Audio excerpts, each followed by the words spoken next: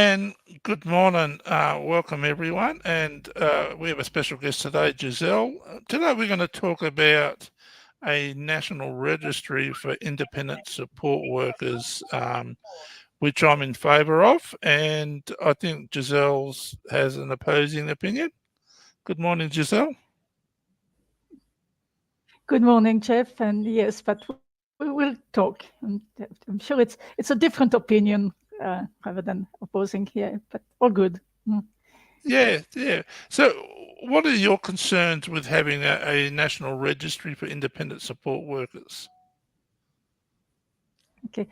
So I don't have a concern about having a registry as long as it's a voluntary registry, so that I what I'm concerned about is having a mandatory register, so that support workers must be on the register before they can access NDIS clients. I don't have a problem with the concept of a register at all. Okay, as long as it's voluntary. Yeah, well, I believe there should be a national registry. I think it should be mandatory for all support workers, especially independent support workers. And I'll tell you why. All you need to become a support worker is an ABN. And now, an ABN, for those people who don't know, is an Australian business number which allows the tax office to track your income as a business. So that's what the ABN is. So if you get someone with an ABN, anyone off the street can get an ABN online in about 15, 20 minutes, and then they can put themselves out to be a support worker. Now, where my concerns lie is that we don't know who these people are. They could be criminals. That could be, just out of jail for like sexual assaults and stuff like that. Then I also believe that there should be a national police and children's check for all support workers. And independent support workers really do need to have the correct insurances just in case something goes wrong. So what are your What was the thoughts last on that? bit, Jeff? I missed the last. The last. Yeah, I believe that You said independent support workers should have yeah, something. have insurances, so if something goes wrong while they're supporting someone, then the person they're Insurance. supporting Okay. has Okay. something, insurance to fall back on if they need it. Mhm. Sure. So That's a good point. yeah, I mean, So I don't have, I don't, yeah. Hmm. Go on. Sorry. yeah. So I've had a look at the requirements that the Bill Shorten's put forward about a national register. Now, I read it with my support worker, Chris, and it took me a little while to work out what the hell they were talking about.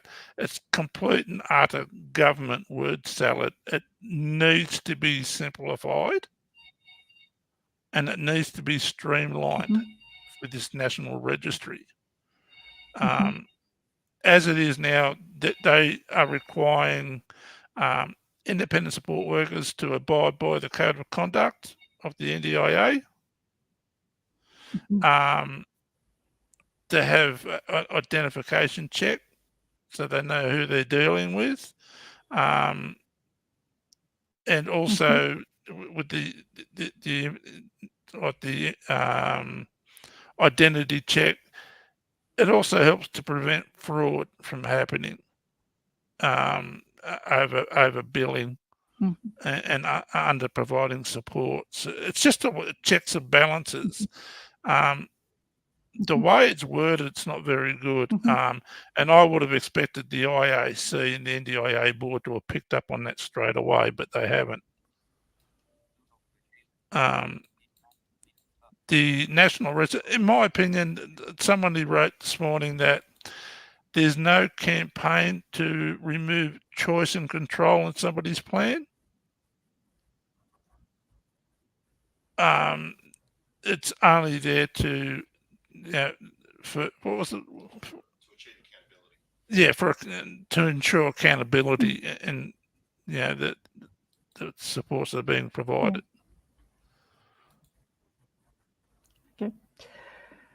I think, Jeff, we have to make a difference between support workers that are declared as support workers that offer services to people with disability as against people that we may use as people that people with disability like ourselves, NDIS uh, participants would use. And if I give an example, like when I've had computer issues, which have had to do with the technology I use as a blind participant, obviously technology which is critical for my use. And so a recent example was that I had a problem with one of the devices I use, which is the barcode reader. Now, my initial go-to was to go to where I bought the barcode reader, like Vision Australia. They no longer sell the item. They no longer have a support person. They could not assist me at all with a support person. So then I moved to the other um, organizations, assistive technology distributors. I don't need to name them, but all the different companies that sell assistive technology in Australia. Not a single one of those could assist me. I reached out to the US, but of course that means sending your device back to the United States, the Envision America, which distributes the device. So then, by chance, I happened to have another unrelated computer issue, and the technician who came was very friendly, and he said, "Look, anytime you need my assistance with anything, give me a call." And I told him about my device, and he said, "Yeah, okay, I can have a go." Now he wasn't an assistive technology expert. He had no idea about assistive technology, but he was prepared to have a go. And he came at 7 o'clock in the morning, in case he needed to talk to the person in the United States, and in 2 hours, he fixed my device. No one else could have fixed the device that I had approached before. Do I have to expect that someone like, and I paid with because I'm self-managed, I paid with my NDIS funding. Now, can I expect somebody like this fellow who was prepared to assist me? I was his only NDIS client. He came voluntarily, came at 7 o'clock in the morning. He charged me a really reasonable fee. And do I expect him to be on the register, to go through all that rigmarole of having to get police check and working with children check and insurance and whatnot, and to be on the register before he can assist me? And I think that's removing my choice and control. It's removing my ability to effectively self-manage my funding and to use people on the open market to service me as I need it. Yeah. So, I mean, it's only one example. I would have many others, Jeff. So, question to you. Yeah, look, that's I understand that, and I've had the same problems as someone who's blind. So I use screen readers and the other devices as well. Um, they're not a continuous support worker. They're not coming into my home and taking me out and providing sighted guide and take me shopping or to the movies. Yeah. We're not talking about people like businesses who come out and do maybe a one-off like that person did for you, which is actually a great service. I might get his name off you actually, because I have a barcode scanner like you. Okay, I will. Okay. Yeah, you can send it via email. But we're talking about support workers who come into your home and help you around the house or take you shopping or take you to the movies or that continual, like they might have a 2-hour shift, they might have a 6-hour shift. They're the support workers. I'm not talking about individual businesses. Okay. So good thing. But they, again, so going back to the Bill Shorten's declaration, It's not clear. They've got 4 levels. From what I could read, they've got 4 levels. This legislation would be targeted only at support workers who have a continuous engagement with you service provision. It says, like any support worker that we use that are offering a service to an NDIS participant. So that's not really clear. Another example, as NDIS participant, I have a guide dog. Um, Insurance and guide dog maintenance is provided through my NDIS funding. If all NDIS companies that provide NDIS services to NDIS participants must be registered, must my vet be registered? Must all the companies that I use to provide, my the food for my guide dog and so on be registered? And it's not clarified. None of that. It seems like what I'm concerned about is that because the way these systems work, that there is this idea that all companies, all providers who offer services to NDIS participants must be registered. Whereas the NDIS was developed so that we could have access to services on the open market, and have the same rights as other people in the community, to get a gardener, to get somebody to come and do the cleaning. So my cleaners, for example, were not NDIS registered. For 4 years they have come, but I checked myself that they had the police clearance. I checked myself that they had insurance. I checked all of that before I engaged them, because those questions are important to me. And I was paying them through my NDIS funding, but they were not registered. And it worked funnily. The only reason I stopped working with them because they were not doing some of the more customized thing, like cleaning inside the cupboards. They were doing the ritual, clean, vacuuming, blah, blah, Yeah. blah. But I don't think so. I'm now working with a support worker, which I engaged through Higher Up. Now, Higher Up is NDIS registered. They make sure that all their support workers they call them employees, they don't call them independent support workers. They make sure that they are got police clearance and insurance and all of that. So I use those platforms. So the worker itself, himself or herself, is not actually registered, but the agency, the platform I use, is registered. Then again, I use Mabel. Mabel works differently. The independent support workers, they are not registered. Mabel is not registered, but on the platform, you can make sure that the support worker has got insurance. You can make sure the support worker has got police clearance, working with children if you're using a child, you know. But they are not registered, and yet it's working effectively, and has been working. I've been now 7 years with the NDIS self-managed, and it is working. Do we now? Does it mean that if I want to use Mabel, it would force Mabel to be registered? It would force Mabel to go through that thing, and I think, I don't know. Look, I just think that it's going to limit some of the choices I've got at the moment. Look, I absolutely agree. We don't we Mm. need it simplified, and we don't need it over regulated. Yeah, That I agree with 100%.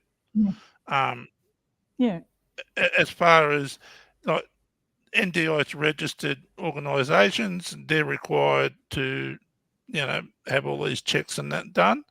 I live in yeah. a regional area, in a country area, and to find support staff here, Mm, it's exceptionally hard, really, really hard. Um, I have a cleaner that comes in once a week, and that's through an organisation. They're vetted through that organisation. I did have independent cleaner come into my house. Um, I asked for the ABN number, the insurances, passed it all on to my yeah. coordinator of supports. Um, I didn't do a police check. Mm-hmm. Um, I don't know how to do one to start with, but they were females in their 50s and 60s, so I really didn't think it was necessary, but um, what we have to be careful of is now not having it over-regulated, but having some things that there are checks and balances with, that the government knows who they're dealing with. Um, the police and children's check. And another thing with the National Register, Mm. if there was a National Register and I could get onto the search engine and type in, like if I want to find a support worker that Mhm. specialises in helping me learn how to do woodwork, then I could go to Yeah, that register and I wouldn't have to sure. rely on word of mouth. No, Um, but it would be voluntary, so that anyone, that's the thing, is that I don't object to having a register where people who want to provide services and are happy to jump on the register and be, so they can be found by you, and then you can check, right? A little bit like a platform works, like, So yeah, yeah, yeah, I want to do woodwork, and okay, I go and think. My problem is that, say if you did want to use that person to do woodwork and he wasn't registered, but you were happy to use them, and that person only wanted to work with you, didn't really want to bother with registration, but you were happy to think, like, why should that person then have to go through all the rigmarole of registering and police checking like that, if you were happy and satisfied that you know um, you were happy with to use his service?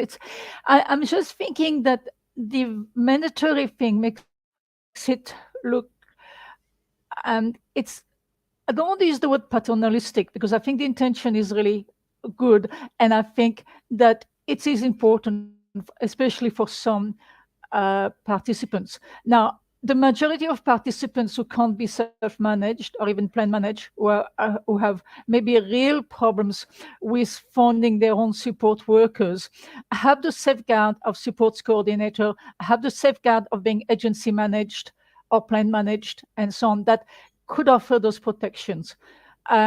Whereas for those who are self-managed, it's sort of imposing a protection which we shouldn't have to be subjected to unless we want to. So yes, if I want, like, that's why I use platforms. I use platforms because, okay, I don't have to bother with police check and everything like that. It's all done by the platform, you know. So for the majority of my support workers, that's what I do, and I go through the platform. And yeah. So but again, like I said, there are examples where I've used support workers which are not. Yeah, yeah, well, it's I a mean, mandatory aspect, and the lack of clarification that is. Mhm. yeah, well, the cloud, it needs to be reworded in plain English so Sorry. everyone. It needs uh, the registration needs to be in plain English so everyone can understand it. It shouldn't be over regulated, but when you receive any form of government money, whether it's through the NDIS or you're applying for Yeah. some sort of government grant Mhm. or you're Yeah. Okay. applying, Sure. they always have checks and balances Sure. in Mhm. the contract. All governments do it, local, Sure. state, and federal. Um, and it's there to protect us as well. And I Sure. think, A Centrelink and pension, right? I get a well, Centrelink. yeah. But you know, I understand what you're saying, but what I can't get my head around is, um, like, you Yeah. can't employ family, friends, or friends of family, and all that sort of stuff. But if you want a one-off Sure. like a piano teacher, yeah, they're not going to help you with personal care, but they're coming into your home. And I know there was a case in Victoria a few years Yes. ago where a man sexually assaulted um, a young girl, went to jail, Mhm. come out, changed his name legally, went to Queensland, Yeah. started a brand new life, and did the same thing because he Yeah. did the police check up there, but he used his new name. Yeah. Yeah, I mean, we've got to have Yeah. checks and Sure. And there are balances, many. and There are many. Sure. But why can't that be done through the normal regulations that already exist for everybody, right? So, for example, if you wanted to employ a piano teacher, right, and you wanted to make sure that that piano teacher has got a police check, as you've said, sometimes that even doesn't work. Even they have police check because we know that even mm. police checks and insurance, all those things. But why can't it be in the existing legislation that apply to everyone, not just NDIS participants? If you were a parent wanting to employ a nanny for your child, right? You can go on a thing like that, and you can demand that that person has police check, working with children check. Those systems already exist. The working with children, the police check, they already exist in the national legislation. Why can't it be simply? Why have need to be registered on a special register? Why can't you just go and check? Like if you're wanting to buy a second-hand car, there are all forms of legislation that you can go and check. Yeah, that car is registered. Yeah, it's a legal car. I'm not buying some car that's been stolen. You can check all of that, right? Why can't we check it on the normal, regulations and registers and what that exist for the general community? Well, that's the thing Why that have doesn't. another layer? Yeah, And like if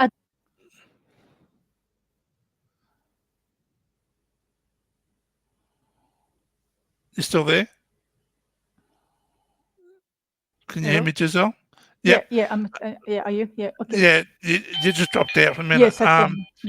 Um, so if we don't have that register, mandatory one, then how do we know that these people are safe to use?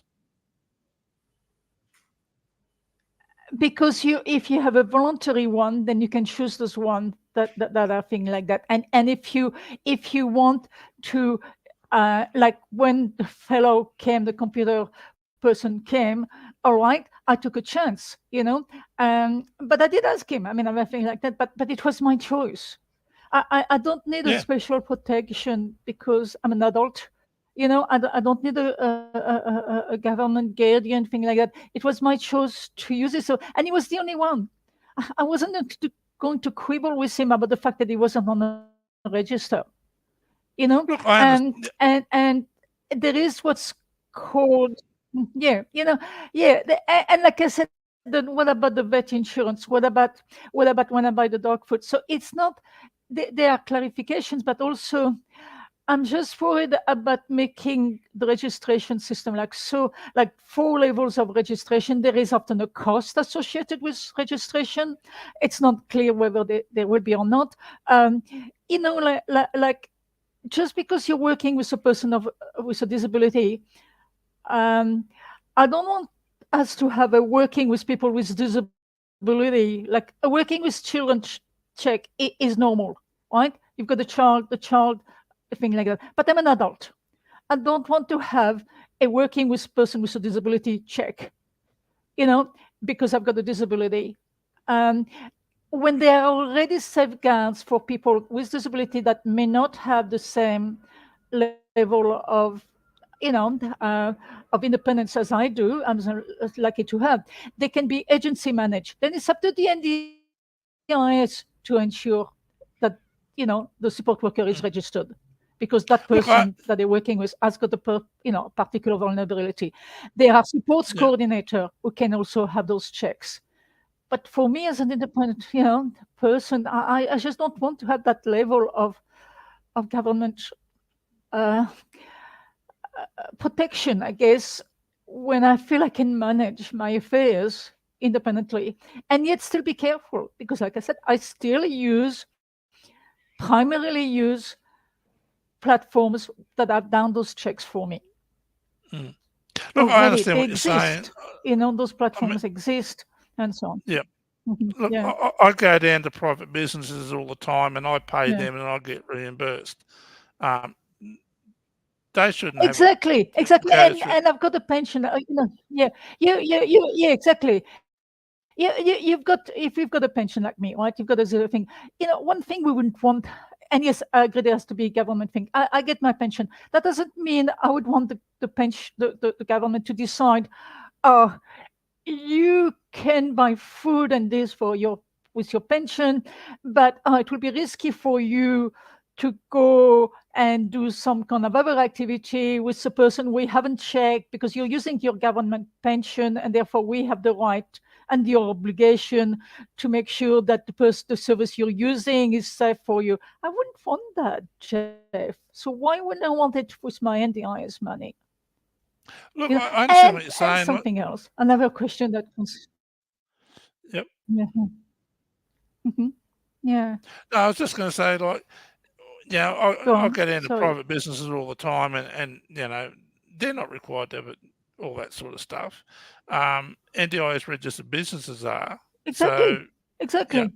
but you know, Yeah. there's Yeah. still got to Yeah. be some form of I buy things accountability. Like, overseas as well.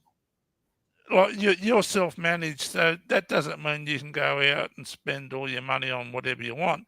There's still restrictions on what you spend your money Absolutely. on.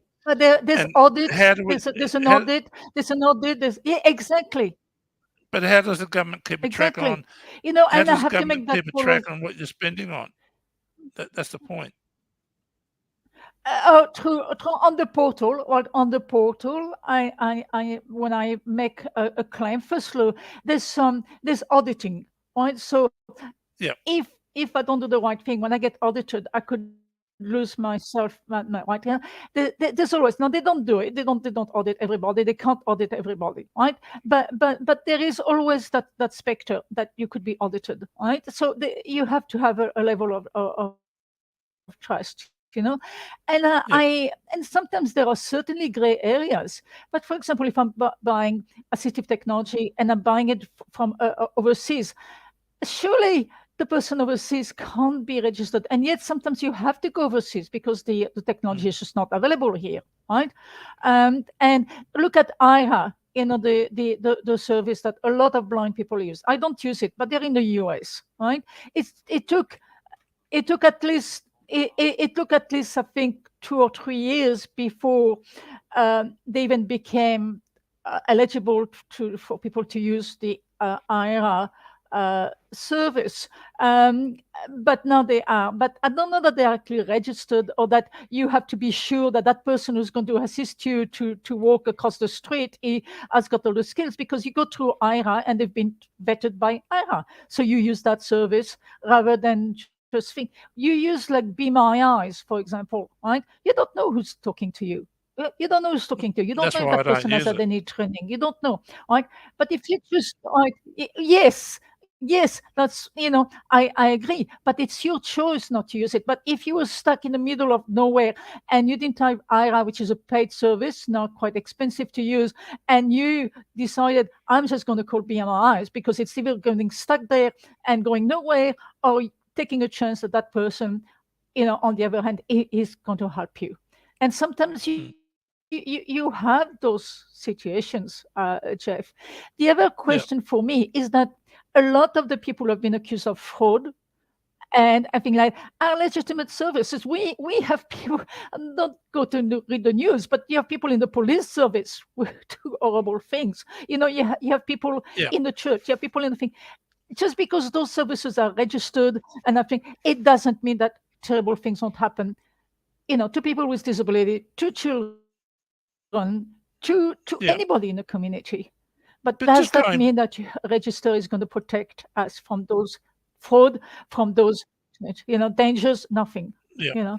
Well, just going back, like, there's the thing, like, holding Sorry. people Mm. accountable. Like, you're talking about auditing, how the NDI can come up and audit anyone. So if you were to be audited and you say, Yeah. um, I've been paying a support worker to come in and do X, Y, Z, and they say, well, who are they? And you Yeah. say, oh, their name's this and this, their name's Joe Blow. Well, where's their ABN number? Yeah. How can we check that they're not over? Oh well, Because the NDI, you've got that. You've got that. You the, you you know no, that no, you don't.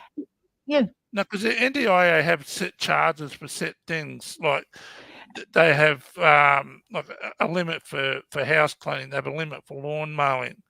How can the government check that what not just you, but Ah, anyone spending their money not on not not not is if you're appropriate. self-managed. Not if you're self-managed. No, no, not if you're self-managed. Not if you're self-managed. If you're self-managed, the price guidelines do not apply, right? I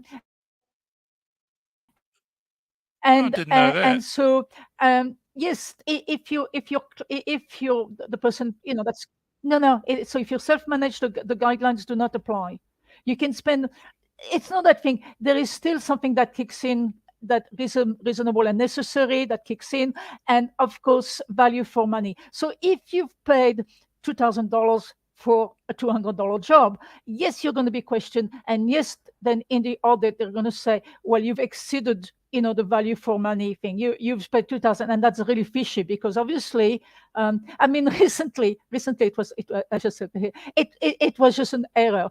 But my cleaner, and they are on a platform which is registered, when she put in her hours, instead of putting that she had finished at 11:30 a.m. Just by error, she put 11:30 p.m. So suddenly, for a cleaning job, which was for 2.5 hours or something, I got charged nearly $1,000. I said, Yeah, So I quickly messaged her. I said, I think you've made an error. Quickly said, oh, I'm so sorry. yeah, But I didn't okay it. I didn't approve it. So then she changed it and approved it. So that thing was, but if I had approved it, obviously that would have been really questionable. Obviously, and there's lots of fraud. Even within the thing like that, there is sometimes frauds or errors like that go through. And but there are through audits and things like that.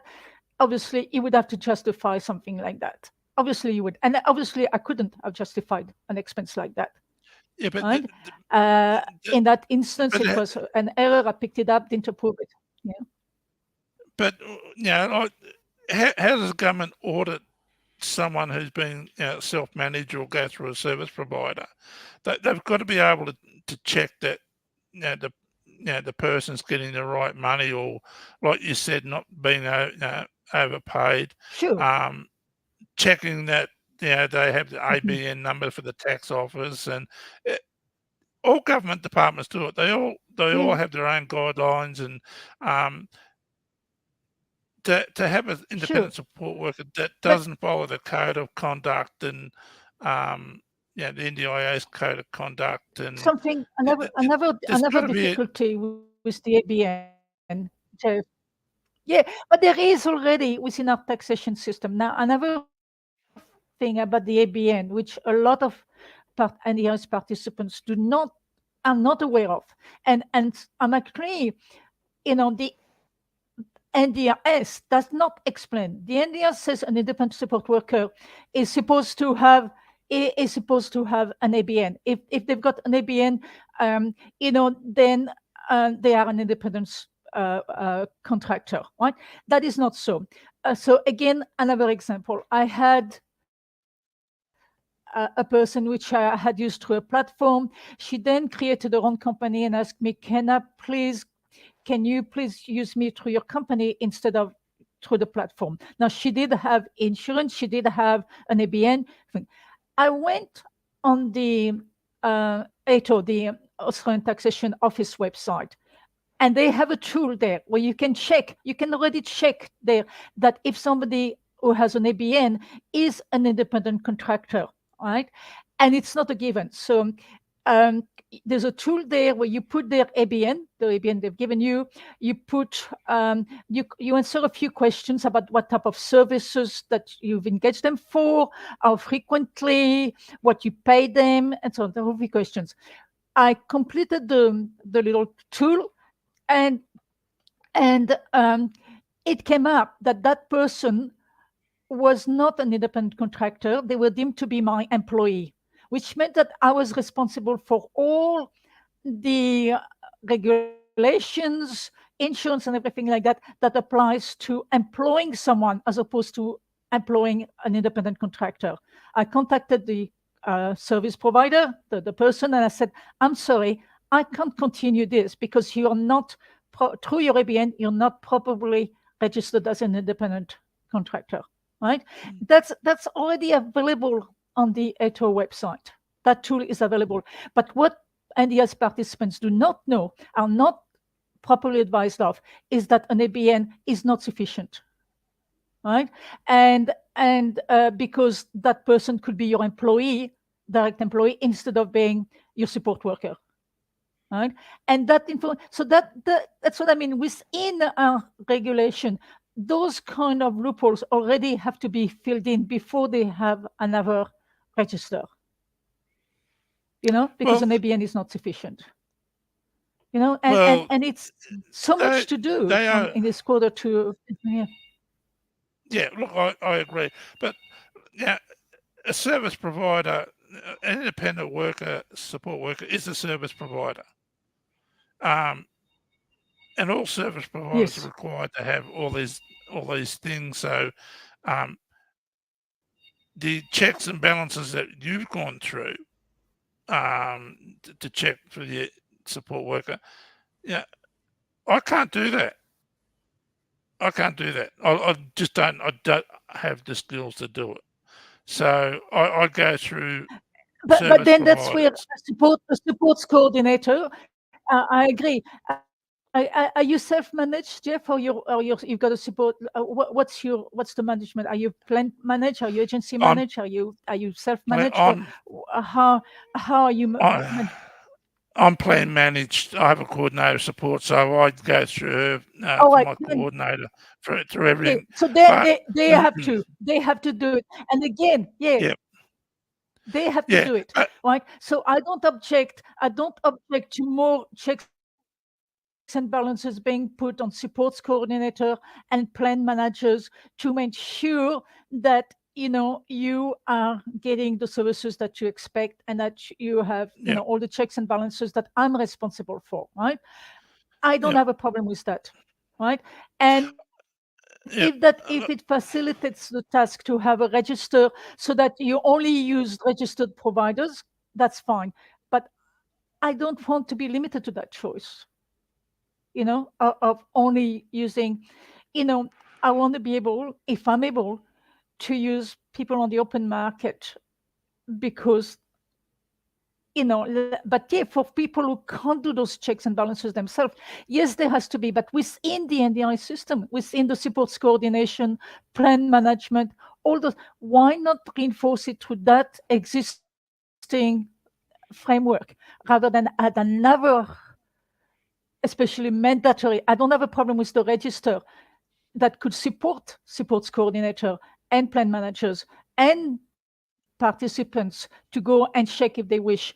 But it's the mandatory aspect of that, making it now that I now would have to only use those who are on the register, as opposed to me be able to check the register if I want to, but then still be able to employ those person like the computer man or the cleaners, because I'm satisfied, that I can use them relatively safely. You can never be sure. Anytime you But, invite somebody in your house, but you can never be sure, right? why would an But independent if I support wanted that worker be additional deterred layer from of becoming? safety, go on the register. If I want to take a chance, why not? But why would an independent I support worker figured not they had to want to go be and registered? register, and the time it takes to go through the registration, especially if they may only have an occasional NDIS client. And then the thing of having to be audited, subjected to audits, the fact of having to go through the NDIS Quality and Safeguards Commission, which is already overwhelmed. The NDIS Quality and Safeguards Commission, which is the only body that could then be appealed to if there was a problem, even if they had a register, right?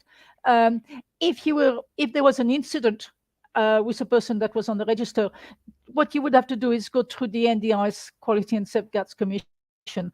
Why isn't it, for example, my problem is that the NDI's Quality and Safeguards Commission only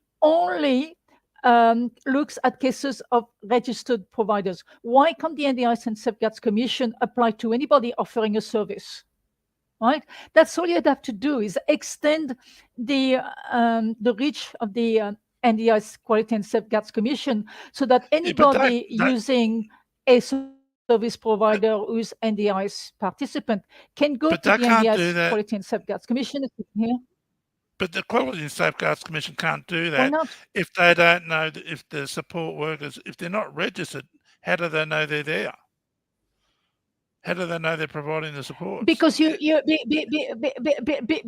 because they've already provided the support. So it's once an incident has taken place. It's the same thing for anything that happens in a thing. The police doesn't think if somebody comes to your house and you've got a problem, you call the police and say, oh, this person, is harassing me or something. That person doesn't have to be registered for the police to intervene. Right? If you go to the under the Disability Discrimination Act, right, and I've gone through that all the time, the Human Rights Commission doesn't have to know that the service is there to say, oh, there's been a case of discrimination. You report that discrimination, and then they contact the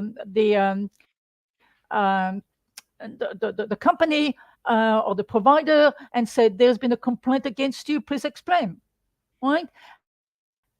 Those regulations are already there in the Australian legislation, regulatory system. Why not reinforce those?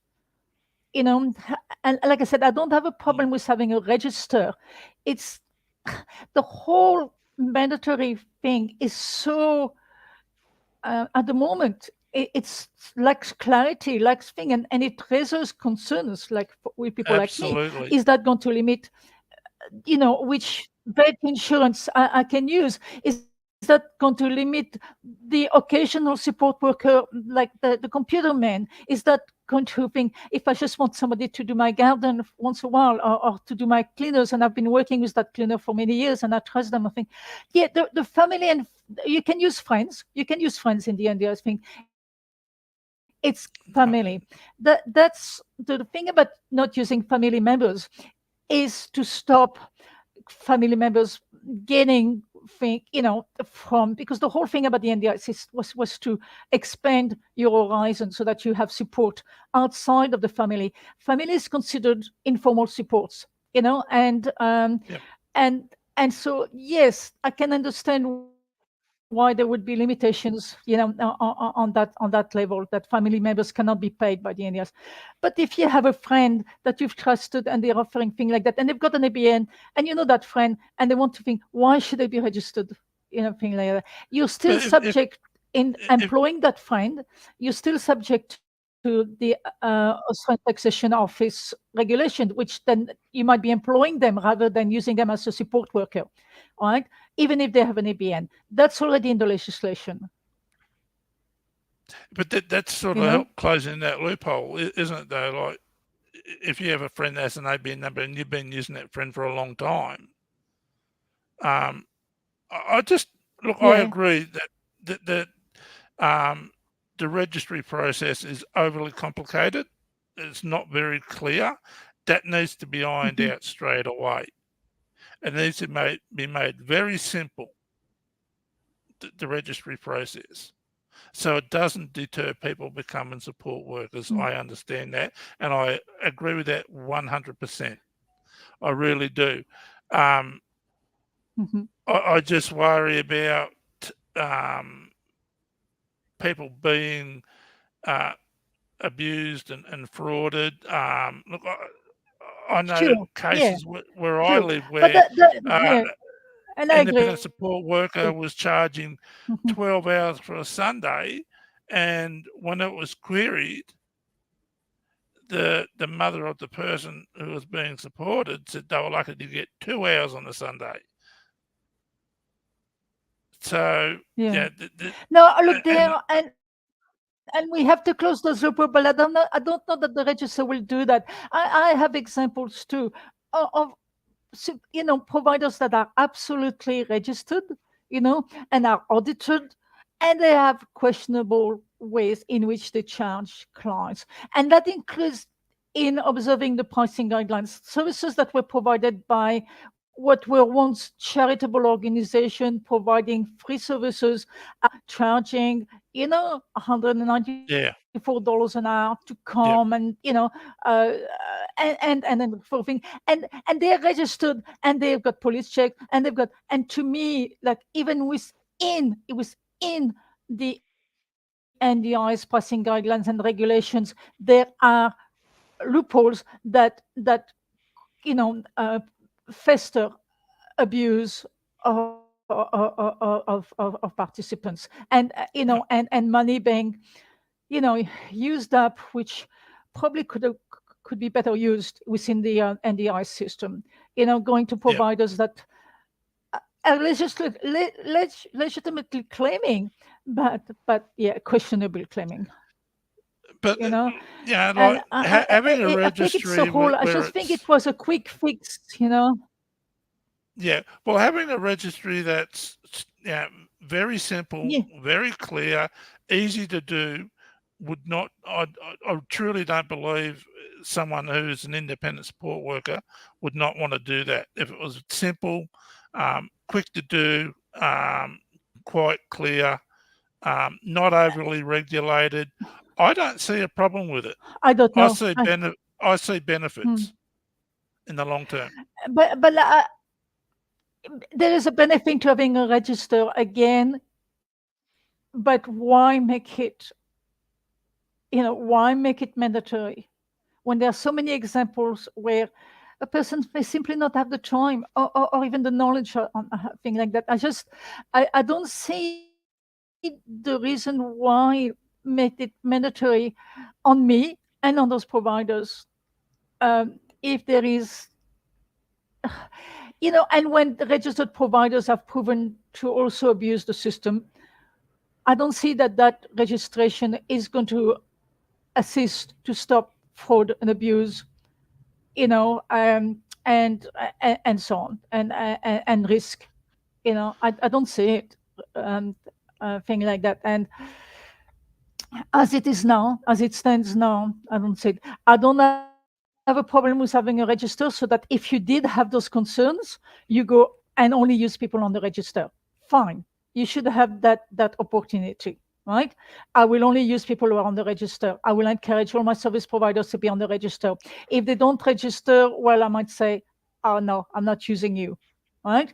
Mm, Um, and in some cases, I believe in your case, that might actually limit your choice, right? Because if the person doesn't want to get registered, but they're good, now, if there's a service provider that you trust and so on, and they don't want to be registered for a reason or another, you you should still have the choice to take that risk. And there is a thing in law which is called, where as an adult you can take a reasonable risk to do something. And just, I don't want, again, to be treated differently because I've got a disability, that I should need special protection like a child does under the, well, the working with children check, right? I don't want to have mm, that sort of protection, Jeff, and yet I do feel a register could be useful. I certainly would use that register as a first go-to, but I wouldn't want it to be compulsory, mandatory. I still would want to have the freedom. And again, in all those circumstances, like the vet, the pet insurance, anything else, when I use IRA or services like that are not registered, I still want to have the option to use them at my discretion, if I wish to use them, even if they're not registered. Although it's a good idea to register so that we can then have a go to. I will only, like I said, you're buying a car secondhand. You can go to the register, or you can choose to buy it from your neighbor and take the risk, or you can go and only, do cars that are on the register, right? Um, but other Australians have got that choice. Our Australians take risk anytime. If a person has got a cleaner coming or a gardener, if they don't have to have a disability, if they don't have a disability, and yes, they take a risk, you know, and mm. I just want to have the same choice as a person in the community, you know. But I agree with the register for those people who wish to use it. Well, I think, You know. to have a mandatory register for independent support workers, I, if they were all registered and they have to have the insurance. Look, no matter what you do, any related to your health, you have to follow these guidelines anyway. Yeah. Now, like my oldest daughter's a nurse, she has to have her own insurance. She has to do ongoing training, all that sort of Sure, stuff. sure, So, sure. um, Yeah, and she's in a and high risk job, so she's got to. but that's what I mean. Those regulations are already there. Yeah, but Yeah, why but can't we those extend that to regulations are already independent support there, workers? right? They're already there. Well, Why not? Why can't they? Yeah, but because they're there already. Why can't we think like that? You know, if when you're a nurse and so on, obviously you have to have things like that. Why they? I think there needs to be a legislation governing support workers, maybe the whole gig economy, and it's not doesn't just affect participants; it actually affects the support workers themselves. You know, in mm, it's unclear for them. You know, so sure, having a registration for independent contractors like gardeners and cleaners and so on, but if you wanted to, if you were using a support worker with special skills because you had a kind of disability where you needed somebody that has got medical skills to give you your medications, there are already registers there for those specialized services. The registers are already there. But if it's just a cleaner coming to your house, you know, and doing some cleaning, yeah, have a choice if you're only going to use somebody who's on the register. But if you decide, no, look, that's fine, I'm going to use that service because, they're a reputable cleaning service. And yeah, you can ask, have they got police check and all that? Have they got insurance? You can ask. Uh, but why make it especially for people with disability as opposed to making it for all Australians, who are employing those services on the open market.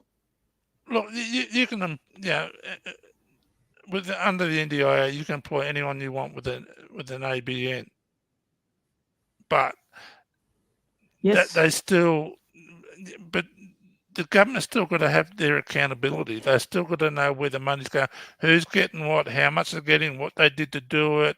Um, do they have? Yeah, Sorry. but your plan manager, your support coordinator, or me as a self-managed, we already have. I record every job that I claim for, right? I've got a record the person's ABN, what they did, what day, how much they charge. I've got all of those on my records. If you have a plan manager and they're doing their job, they would record that. If you have a support coordinator, they should record that. Mm, That's already recorded. Like I said, if you go on the Australian Taxation Office website, you can go and check that ABN, and you can check whether they're um, recorded to, because when you apply for an ABN, you have to tell the Australian Taxation Office what kind of service you offer, blah blah blah. All right, so that's already within the regulation. And like I said, for the support worker, that I had an ABN, went to establish your own company, had insurance. When I went to check her credentials on the Australian Taxation Office, it came back that I could employ her, but only through direct employment. She wasn't recognized by the Australian Taxation Office as an independent contractor. And yeah, I agree that not everybody can do that, but your supports coordinator or your plan manager has that tool available to check that already.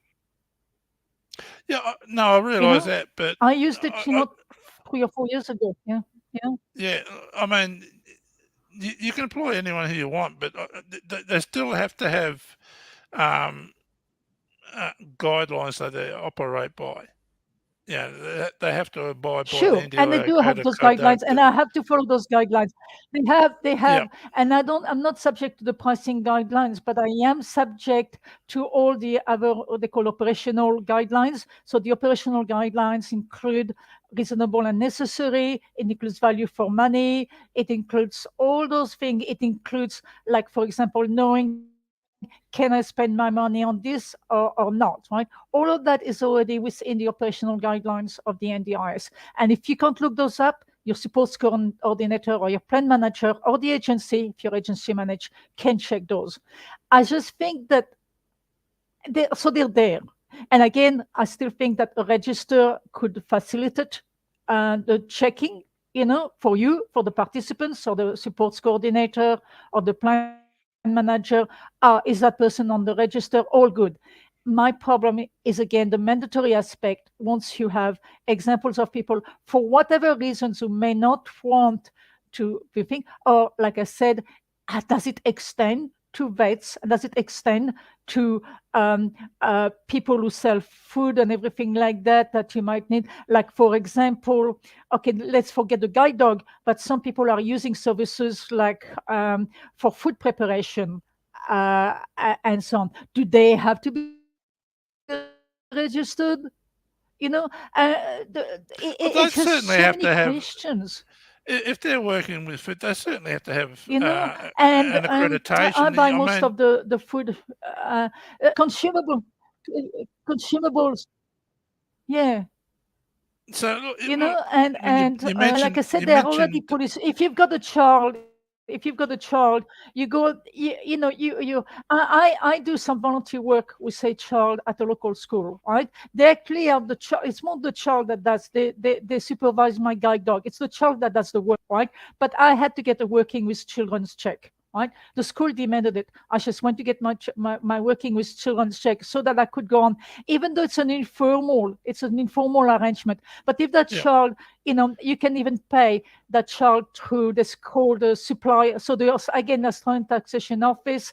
They've got um, a system where a child under 18 doesn't need to be an ABN. I have employed people under 18 that didn't have an ABN and that were not my direct employee, and I could go and check them, and use their services. What happened to those now? What but happened to those just services I when just they've been so useful for me for little jobs yeah, like other people can do? I just want to go back to when you're talking about people with food handling. Like I've had people come in and do food Yeah, handling, and cross contamination using chopping boards with different ingredients. And I've had to pull them up and say you yeah, can't do yeah. that, and they certainly weren't aware of it. Yes, So if you're no, you handling can do that, food, and but then they need to have that qualification yeah, on food storage, food preparation. You just can't have anyone coming off the yes, street and you without can, the and you right no, qualities. And this is what the I agree, registration but would I help. don't see that being on an NDIS registry thing unless you make it more. But it would have to be very, very complicated. What sort of and I'm not talking about thing. When I was talking about the food preparation services, I was talking about, like Light and Easy and those registered companies, right? But they're registered as service providers within the Australian regulation system, so they're subject to the what do you call all the food and drug, FDA or whatever it is regulation, right? They already are, in order to get their license. So then you choose to only use those food preparation thing like that and have your meals delivered and so on, as opposed to somebody coming into your house and preparing food for you. But let's stick to your example of somebody that comes in, thing like that. If if the registration was to catch things like that, it will be far more complicated than you envisage. You can't keep it simple and again catch all those kinds of examples, right? It's either very complicated to have food preparation registration, working with children, police check, all of that, and a litany of other examples that you would have to put into the registration system to make it effective. Otherwise, you can't keep it really simple, plain English, and not capture all those kind of examples. And the worst part what Sorry. would they be registered, Jeff? Food preparation, just as one example. So what I would do if I needed a food preparation service, I would use a registered one, like an Easy or any of those, you know, to do it. Or I would use a platform which has some kind of checks, of their workers. Even those platforms like Higher Up and Yeah, Mabel, but they but don't take they don't take what the you're saying is responsibility that for the you would skills of what the what you're saying is that you would use those platforms, but there's other people out there who are saying that I want to employ anyone who I want to come in and help me do food preparation. Um, you don't see a problem with yes. that? And why? And no, I don't see a problem with that if it's their choice to do it and they take the risk. There's reasonable risk. I don't see a problem. I don't see why we should have a special regulation like children. If it was a child, absolutely, right? But once the person is over 18 and is their own agent, doesn't have a guardian, thing like that, I don't see a problem with them thing. But I would want to see a register so that if they only wanted to employ a person who is registered, but how does the register monitor that that food preparation person, right, has got all the safety thing like that? Then it would have to be complicated, Jeff. You could not have a simple register if you want to capture all those kind of scenarios where people might be at risk. Food preparation is only one, cleaning is another. What about if the cleaner left something in the middle of the thing like that? It would have to have a far more complicated registration system if we want to capture all those risk factors in having a support worker come into your house. You can't have it both ways. You can't have it simple, not overregulated, and at the same time capture all those risk factors. But I think the idea of a national You know? registry is to have all the independent support workers registered so they know who they are, so they can check their identity, check their qualifications, check. There's a whole range of things they check for, like they check for different degrees of qualifications and things that they're providing supports for. It doesn't remove your choice of freedom. Why not link to exist? It does. It does because if I want to choose, like I said, coming back to the computer guy, why should that? What kind of accreditation should that computer guy who But he's not was a support did worker, fix he's a my technician. device when no one else could check it? Yeah, I know, but But he's a but but technician, but he's not a that's not support worker. defined. That's the thing. It's still it's still a support worker. It's still a support worker in the way that I spend my money. We're No, talking about checks on how the money is being spent. How do they know then that I just haven't given that person $120 and he did nothing, well, yeah, right? like, you That employ a technician to you come in and to can't do a unless job. if you know I mean, you employ a technician to come yeah. in But and how to do they do a know that job. he's done the Uh, job? well, if he doesn't do the job, then you complain to the business or you go somewhere else. Don't but Jeff, no, but Jeff, we all obviously like you. I'm conscientious and so on. I'll tell you what, there are examples that I know of participants paying services that they haven't received. They just make, Oh, absolutely. because they claim the money from the NDIS, right? Well, And they get the I know. yeah, all right. So like I mean, I know a go on. person who was getting X amount of supports per week. That went to one-on-one supports for a week, 24 hours a day, 7 days a week, blew through Yeah, their plan money in like 3 months. yeah. The independent support workers driving around a Ute, brand new four-wheel drive, and they're off touring the country. Yeah, yeah, yeah, yes, So yes, yes, that was and that happens with registered providers too. It I know does. one, I know one registered provider, and I didn't report. I know one registered provider who once said to me, "Oh, look, we're going on holidays for 3 weeks. What about if you keep claiming, and we'll give you the money so that you can go and get another support worker?" Right. And I said, "Why would I do that? If I want you go away for 3 weeks, why should I pay you? You're going away for 3 weeks. Why should I pay you? Why should you pay me? I'm just going to use another support worker during that 3 weeks period." And she was But looking at me. I She said, mean, "Oh, I was told by another participant that you couldn't do that." And there are so many that's examples like that, and they are registered. They were registered providers. You know? oh look, I mean, there's fraud everywhere. Like you and I know cases now personally. Yeah, Um, that we can sit here all day and talk about it, yeah. but how do we stop this from happening Oh no, from you independent could give support many workers, examples. uh, from independent support workers or service providers, But like and I don't registered say service that's it. providers? Good question, very good question. How do we stop this? And but I don't see that the register will stop it or even minimize it or reduce it. I don't see it, Jeff.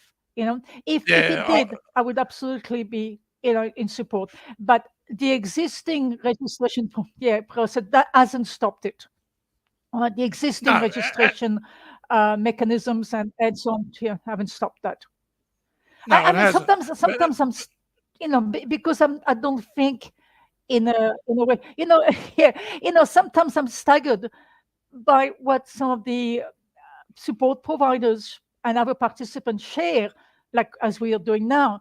We all got anecdotes or things that have gone on quite under the radar, but with registered providers under the radar flying. And okay, I'll give you another example. Recently, a cleaner said to me, "Oh, why don't you buy this mop? I really need this mop. This mop is really a mop, you know." And she said, "You can claim it through your NDIS money." And I said to her, "No, I can't. It's a mop. It's a mop. It's as yeah, a common yeah, everyday item as there item, could yeah, be. It's certainly not a consumable. It certainly has nothing to do with me being blind. It's a mop." And she said, "All right, right." And she said, "Oh no, I've got two other clients and the ICE participants who have claimed it as consumables because, and this, legitimate and the ICE thinking, because it helps them it helps me clean their house, so it's legitimate." She was convinced of it. And I said, okay, "No way. I'm not claiming." yeah, And I said to her, it was a $60 mop. I said, $60. You've got over 600 NDIS participants. If everybody was claiming $60 mop, you'd have yeah, over $30 million, right, gone off the NDIS funding system, for mops, like, $30 million. And it's just everybody claiming $60. So every time somebody claims $10, that's $6 million that could go off if every participant was claiming $10 that they shouldn't. yeah, But it happens every day, and I don't see that this person was registered. She was on a platform. She had a police check, she had a working with children check, she had insurance, she had everything, and two of her clients were already claiming those kind of expenses. How do you stop that? And I don't see that the register would, Jeff, because the well, existing system, it's within the actual system, and within our society. Yeah, yeah, I mean, you're saying, like, just because you have a disability, you should be treated just like everyone else who goes out and gets services. Everyone yeah, else is not on the NDIA. We are. yeah. Um, I, I really don't believe that having a No, mandatory registry will impede freedom of choice or control over your plan. It's just a but I do, registry I for do, all. for all the reasons I've stated. No, Yeah. but Look, why make it I mandatory? That's my question to you. Why make it mandatory? I would agree with you having the register, right? For those people who feel that they want that additional protection, that additional safeguard, that assurance, right? like I said, that's why I use platforms. Yep. But even using platforms, that's why I don't do the direct employment thing, because I feel I can't, even though, I don't feel I can manage my own employees. So even though it's an option, I don't do that, right? But I have the choice to do it, right? And I use the platforms, but also use the option to sometimes use people who are not registered, are not on the platforms, right? And I don't want that to be removed, Jeff. I It won't agree be with the removed. register. That just I agree for those people who want that extra assurance to do it. It's the mandatory aspect. Why should I be forced to do it? And in terms of, yes, because of getting government money. I'm using government money, but I pension to be subjected to the kind of restrictions, by only using registered providers rather than being able to use my pension, for the things I need to do. And that may include for doing things which are legal, as long as they're legal, and things like that. Mm. But I shouldn't have additional restrictions on using my DSP pension, not disability support pension, because I receive government money. So why should it be applied to my NDIS funding? Well, we're not talking about the DS You don't block have it, and you satellite wouldn't want pension. it on your pension, would you? I mean, would you want it? Certainly, would you? Yeah. Well, they do it with. I think they want to But do it, or they have done it for. it is government money we receive because we have a disability. Well, yeah, we're getting the NDIA, which is Why can't government it funded, be?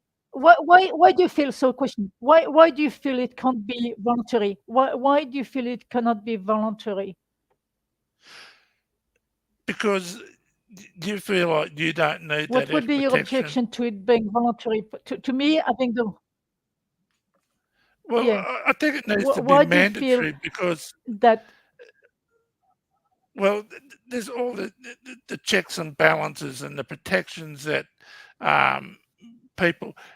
We can't have one part of the community say we can make our own decisions. We don't want to be controlled, but the other part of the community needs to be controlled, not controlled, but have No, those restrictions put on. they don't need to. They don't need to. It's a choice. But no, I'm not saying that. I'm not saying that. I'm But saying that that those who do not do we wish to protect? have Do the we protect protection should choose it. everyone? Like it shows, and if it's shows and control, why? Do we protect everyone or just whoever we choose to protect? Yeah. What do you? Well, why should we protect with people with disability more than people without disability? Well, We are not traditionally children. people We're did. not talking under No, we're 18, not. which are protected under the law No, as a special category. That's why I think. and I'm Okay.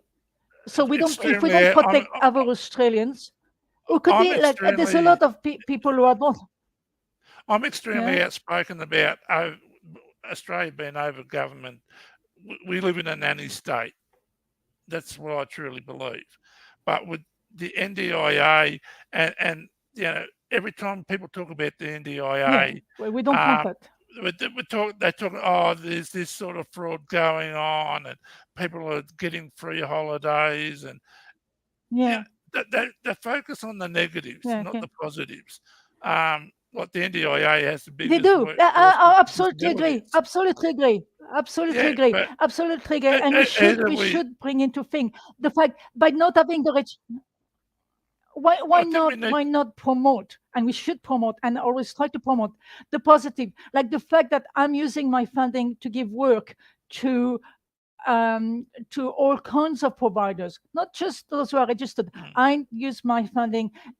Those are putting people into work. Those people are then paying taxes on their on the money they receive from the NDIS. Right? It's stimulating the economy. It's providing work, which means that instead of absolutely, those people yes. being on Like unemployment, they're actually 80, getting job, which all the thing. Right. So all that of absolutely. I don't see what the register would have to do with that, Jeff. We need to. 85% I of agree the that we should need 85% of the to answer NDIA, those negative concepts about the NDIA. the 85% of the NDIA funding goes towards support workers. 85%. Yes, 4% right. goes to Example, right, running and the something. So NDI. why? Good question. Good example. Good example. So why spend more money on administrative things like a mandatory registration, which is going to take more money from the NDIs to go into administration rather than into funding independent, participants, to stimulate the economy and provide employment to service providers, irrespective in the on the open market, because the whole idea of the NDIs was to give us access to the open market rather than only using, for example, as before, government services.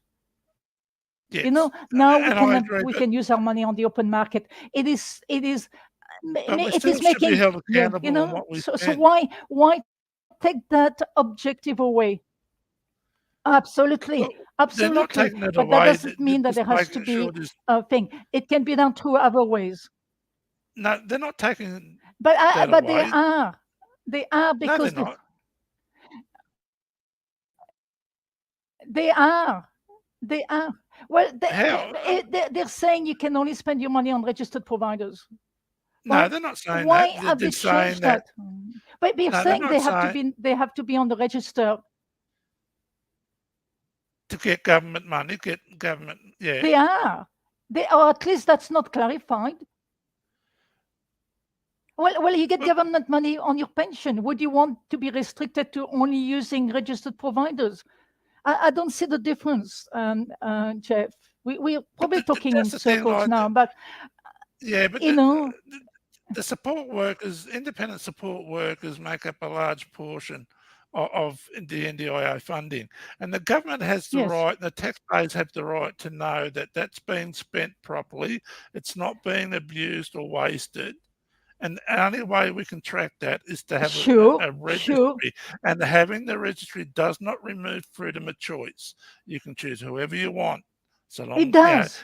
It does. No, it it no. doesn't. As How long as can? they're on the register, you can't use your. Yeah, exactly.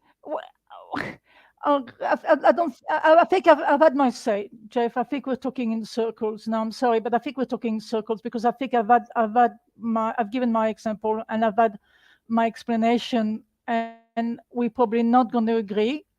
All right, but I think I have Oh, expressed my concerns, I think we've agreed on a lot of respectfully. things. Okay, so I don't think. I, I, Yeah, I, but not on the fundamental question of whether it should be mandatory or not. And probably we're not going to agree on that, Jeff. Like yeah, we've shared our individual concerns, and I think we've done it respectfully, and I thank you for that. And you've got a strong position, and so have I. But I don't think we're going to agree. That's okay. The purpose of this was to give yeah. some food for thought for all your listeners, to be able to hear the different concerns. And this, obviously I haven't expressed myself in a way that's very convincing, Oh, yeah. You've been very articulate. and that's okay. I've given the opportunity to express my concerns, and everything, and you've given the opportunity for your listeners to express your concerns about why, your belief why it should be mandatory. I hold on to the belief that there should be a registry, but it should not be mandatory. And I think it's up to the listeners now to make a decision, make their own decision, and you've given them an opportunity to have an informed perspective now, on the various questions. So I think we agree on the register. Yeah. I just got Um, a comment, we Giselle. I still just got a don't agree on somebody the. just made a comment in the Mhm. chat there, Giselle, saying that if there was a national Yeah. registry and they'd done something wrong, then they could be struck off and could no longer be a support worker. Is that a good point? Sorry, what was the comment? If there was a national registry of support What workers, was the independent comment, please? support, Can you repeat, please? yeah, if there's national registry of independent support workers and they'd done something wrong, then they could be struck off and could no longer be a support worker. Yeah. Is that a fair What would point? happen? Is that a fair point, though? No, no, but you'd have to go through the NDI's Quality and Safeguard Commission. Who decides that they've done something wrong? So you would have to go through the NDI's Quality and Safeguard Commission. That system already exists for registered providers. They can be and I don't know they're always strike out because at the moment the national so the national the Quality and Safeguards Commission is already overwhelmed by the number of complaints they have, and they have to review complaints. And there isn't a backup. So it's not just having a registry. You would have to have then backup regulation about striking them off. There would have But to be some kind doesn't of that regulation support that that person's determines when point? the person is strike off and when it's not. Doesn't that support that person's point though of being able to remove someone from the registry if they do something wrong because the Quality and Safeguards Commission is Yeah, overwhelmed? yes. It's still not They could 40%. if they were solely yeah, yeah. No, So, no, I but mean, it still would have to and be. I'm sorry, if Jeff. If if somebody's down, if you've put in a complaint about the registered providers, the system is already there, right? The Quality and Safeguards Commission is already hearing complaints about registered providers, right? So they're already yes, doing that. You couldn't be struck off the register. It would be mostly unfair just because a person reports you. You would still have to go through the Quality and Safeguards Commission, which is already overwhelmed, right? You you would still have to exactly do my that, point. and even Exactly then, my point. there still needs to be yeah, yeah, but yeah, yeah, Because there's but so but many even people making now, complaints. the Quality and Safeguard Because there's so many people making about complaints. What registered does that providers. tell? Well, any support worker, what does that tell you if About they're regi overwhelmed No, with no, no, no, complaints? no, no, no, no, no, no. No, no, no. The complaints being made to the Quality and Safeguards Commission are about registered providers. You can only Yeah, but make a what about complaint to the Quality and Safeguards independent Commission support about a workers? What do we registered do with provider already. what do we do with They independent are support registered. workers that do They're something wrong? registered. They're registered. They're registered. If they're not registered, you can just stop using them. Or you go to the things like, for example, if they've done But something that doesn't criminal, you go protect through them through from the the next different person. police, something like that.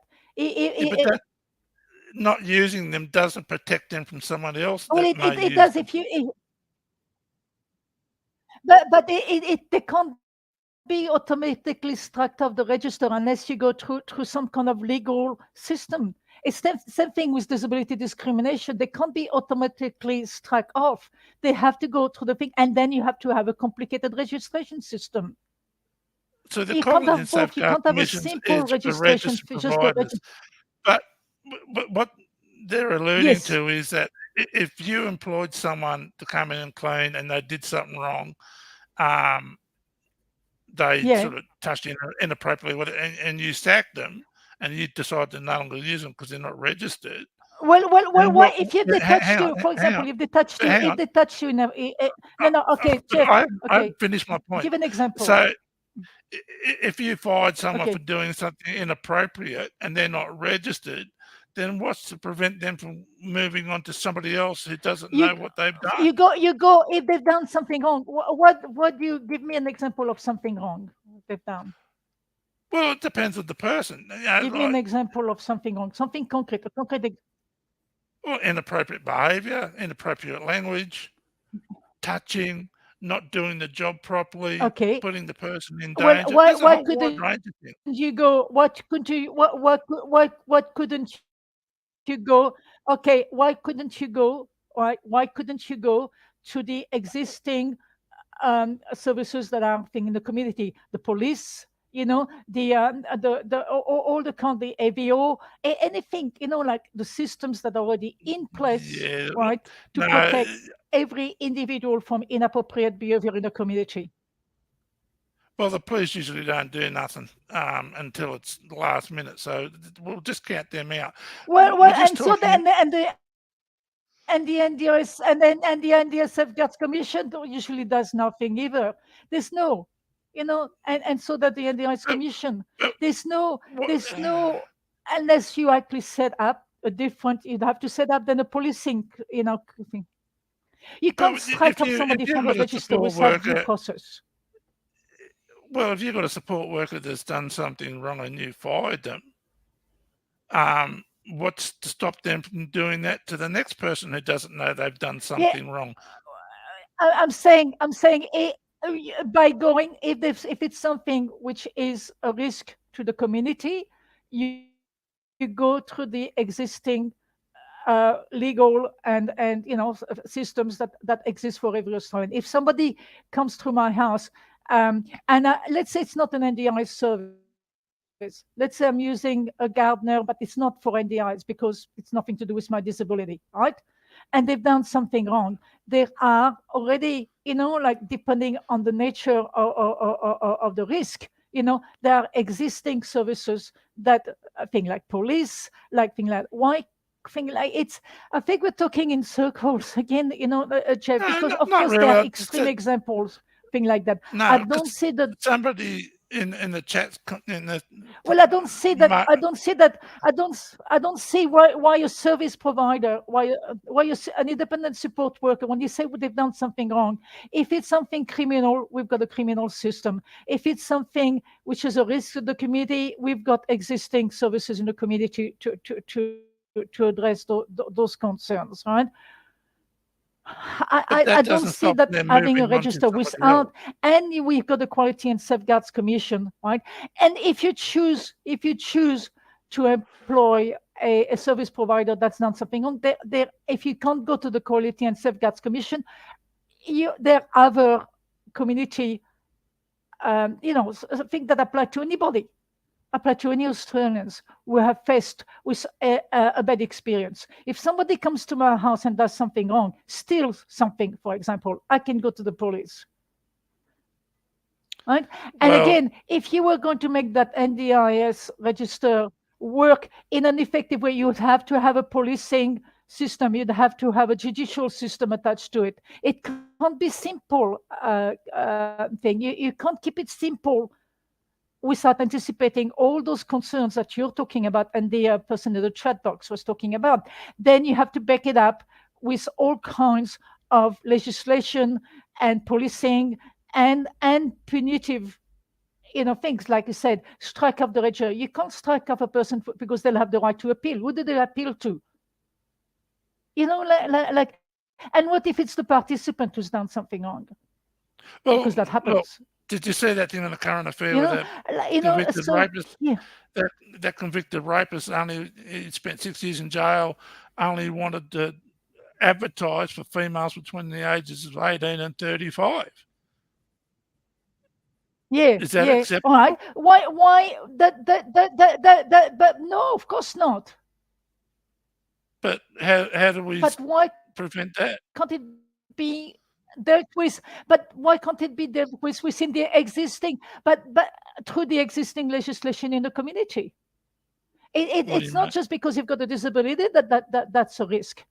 Anybody, an older person. What happens to an older? I'm 71 now, right? I was lucky to get into the NDIS, right? But what happened to older persons who are also vulnerable?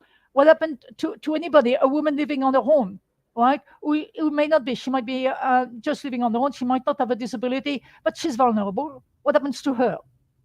Right? Why can't the community at large? Why can't our legislation at large cater for all those kind of risks that are given in the example in the current affairs? Why should we have an NDIS one? Why can't it be under obviously our legislation right across the thing, domestic violence, for example, all of that? Why can't it be that with through existing legislation or new legislation that protects everybody? Well, the That legislation it's is this there to thing protect that you need a everybody. whole special, and like you've started not just a register. Now we're going to need new legislation. We're going to need new regulations. You said you wanted over-regulated, but you've given example that means it would have to be regulated to Well, catch all of those kind course. of anecdotal examples Well, it's that end good. up We in the have in to the have media. some sort of regulation, otherwise it's a free for all, and there's no accountability. There's no one held responsible. Exactly, exactly. exactly. But why can't it be through the normal legislation that applies to everybody in our society? We are a society. What happens to me, or to you, or to my neighbor next door neighbor who's 90 something? Why can't she be? Why can't we be protected through all legislation and regulations and standards that apply to everybody? Well, they are. They're already like price regulation, same thing. They're already. Well, then let's work on that. But I don't see that the National Register is going to answer that. Well, why wouldn't it? We acknowledge that If they're not, right? So no, if all independent support workers were on a registry, that's the then only point we disagree on, Jeff. It's the only agree, and I don't think I'm getting things like that. I still think we're not going to resolve this today in this discussion. yeah. I think I've expressed my concerns. I've shared my views. You've shared yours, and I think we leave it to the listeners to ask questions now, and maybe come back, and ask those questions, and then are not answered. But my view is that it should not be mandatory. My view is that our legislation, national legislation, to protect everybody from those kind of examples that are being ending up on the media, need to be reinforced. But that I still don't agree. I've given many examples as to why I feel the whole idea needs to be clarified.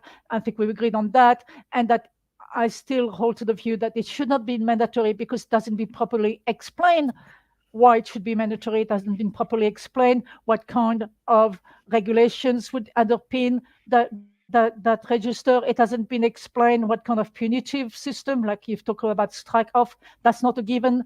You know, um, None of that is actually explained. And the more we explain it, the more we put those safeguards into place, the more it will become complicated. It has to be. Look, You can't keep it I simple, agree. basic, simple English, blah blah, and then have those kind of examples not protected, not included. So maybe it is at least a further discussion before it's actually implemented, so that Look, everybody can be on the same page. But it can't be. You can't bring I, in a register without all the. look, I agree And with like I everything you said, said. and all the It's, questions I've raised about what about the services we use. Yeah. look, I agree with everything. It needs to be overhauled. It needs to be looked at. But um, the the the, the reason that and the But way at the they're moment, it's explained, not. It's being it's brought not in. It's clear. being It, rolled in. This is what I'm but this concerned is about. My brother often has.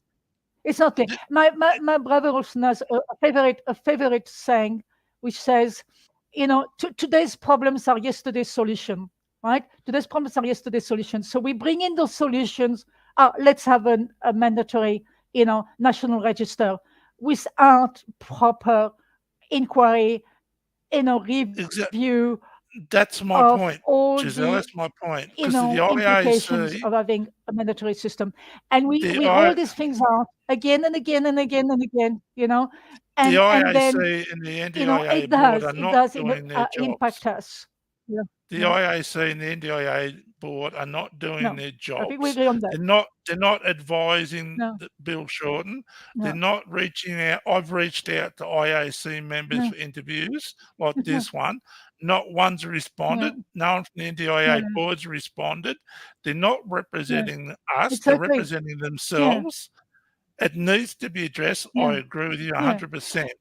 This yeah. is the And they have failure of this, the NDIA yeah, board and the IAC. yeah. I put it And to they have their these feet. inquiries. Yeah, yeah.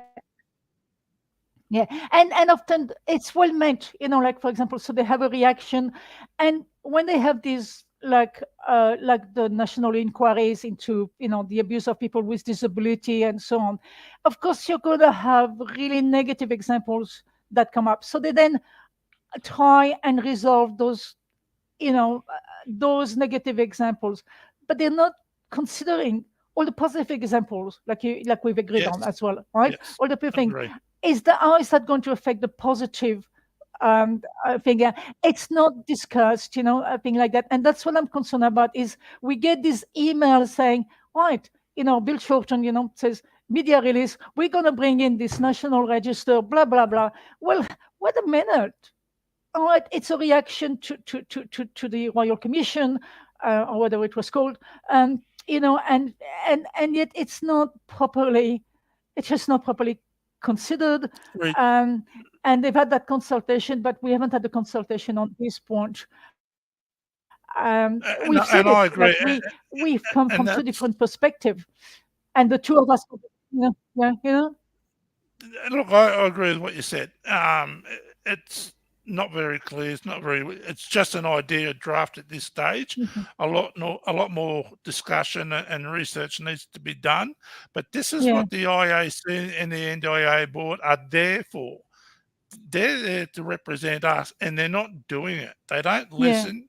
They won't answer emails. They yeah. won't take phone No, calls. They no, won't no, do anything no. that's with it. They won't look past their own disabilities and Mhm, their no, own point of view of their own jobs. That's the problem. yeah. Yeah, That's no. the problem. I'll give you another example, and it could think, and what I'm worried about is that being because the service provider is on the register, it also sometimes offers them a some form of protection, right? Just by being on the register, it means they've been vetted and they're doing all the right thing. I'll give you an example. I won't name the platform, but support providers that all registered, they're all registered. It's all police check, all the things that they're talking about, that would be implemented in this national register. Right. So an example was in their transport policy, it said that whilst driving a client, that person is not covered by the insurance of the registered provider. And I questioned that. I said, wait a minute, I've booked that person on a shift. They're driving me to XYZ as part of that shift. Why are they covered by the Mm, insurance of the provider? Right? And finally, after weeks and months of emails, their legal team finally agreed that it should be covered by their insurance. Right? Not for accidents covered by normal car insurance, but for something that happens to the worker or the client, above what would be covered by the car insurance, right? It took me months to get it. It's still not in their transport policy. I've got it in an email. I'm saving that email for future use, but it's not a thing. They yeah, are registered. They are, got insurance check. They've got, working with children. They've got policy. They've got everything. They are registered, but that question is not covered. And sometimes when you have a yeah. register, it gives a false sense of safety to participants Co- who don't go in like I do. I'm a bit of a nerd on this question.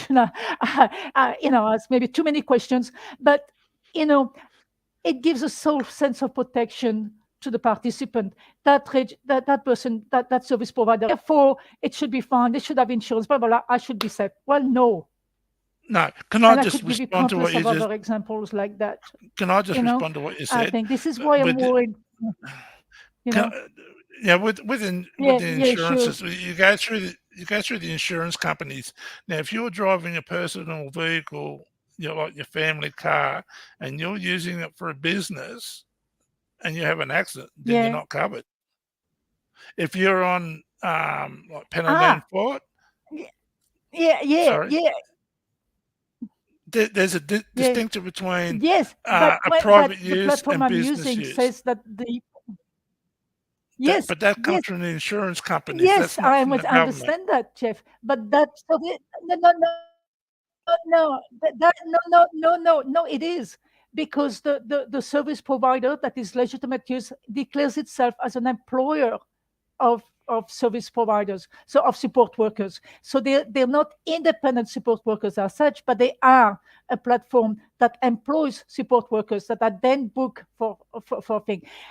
Once But I raised if the the problem, and support, it took months, they but if finally the agreed. They finally hang agreed, right, that the on, employed support workers should come under the insurance of the company. That, but because I made the inquiries, because I question the fact that these are not independent contractors; they are employees. Therefore, they should be covered by the company's insurance. But if for people who are just on a register, they may not investigate those questions. I think like it gives them a false sense that those companies are on the register, so someone else has checked all that. Well, they don't. No, and this is Right? The part of NDIS Quality and Safeguard Commission did not check that. well, this is the thing. Like, And so there are failures I within have the system until those failures, you know. I have support workers that drive me around in their own personal cars when I need to go downtown or run errands. Now Yes, they're but are protected they? Are under they? the It depends if they're independent contractors, if they're your no employees, that or if they're no employees of a registered provider. that, that they're employees of a Right? registered provider, but they're using their own car. But if you're an independent support worker Yes, and but you're using your own personal car for a yeah, but business, if you're not, if you're an employee of a registered provider, yeah. But all I'm sure. saying is Yeah, because I've looked but into this if you're an myself. employee of a registered provider, Well, that comes under the yeah, registered provider's yes, you're insurance. correct.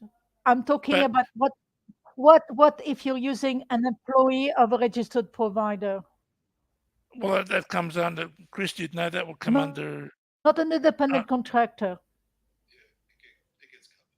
yeah, well, Chris said it gets covered. So while he's driving me around in his own personal Right? car It, from a it service just provider, again, it's not it's covered. clarified. Well, that's the thing. If you're a business person, if you're a private No, support, yeah, that's hang not on, spelled out in the. hang on, let me finish. If you're an independent support worker, Jeff, if you're, I'm saying those questions are not explored. You know, but this would help with not the in the national forget registry. independent. I'm talking about a service provider. Forget whether they're an independent contractor or a service provider that is service provider, because there's a two. Well, If you my use support Mabel, worker you're drives me using around. independent Just contractors. If you use a higher up, no, no. you're using employees of an independent of a registered provider. Yeah, I use a service provider, and they use their personal cars to right. drive me around. Then that service provider's insurance covers it. Okay, so Yeah, but the service provider I was using. Wait a minute. The service provider I was using declared in their transport policy that they were not, and I questioned it. Right? I questioned it because I said I'm not using an independent contractor here. I'm using a service provider, and all your support workers are registered under the name of that service provider, who are registered under the RIS. But they declared in their insurance transport policy that they were not responsible. I questioned it, and after a few months, they finally decided in an email only, right, that yeah, all right, the not only the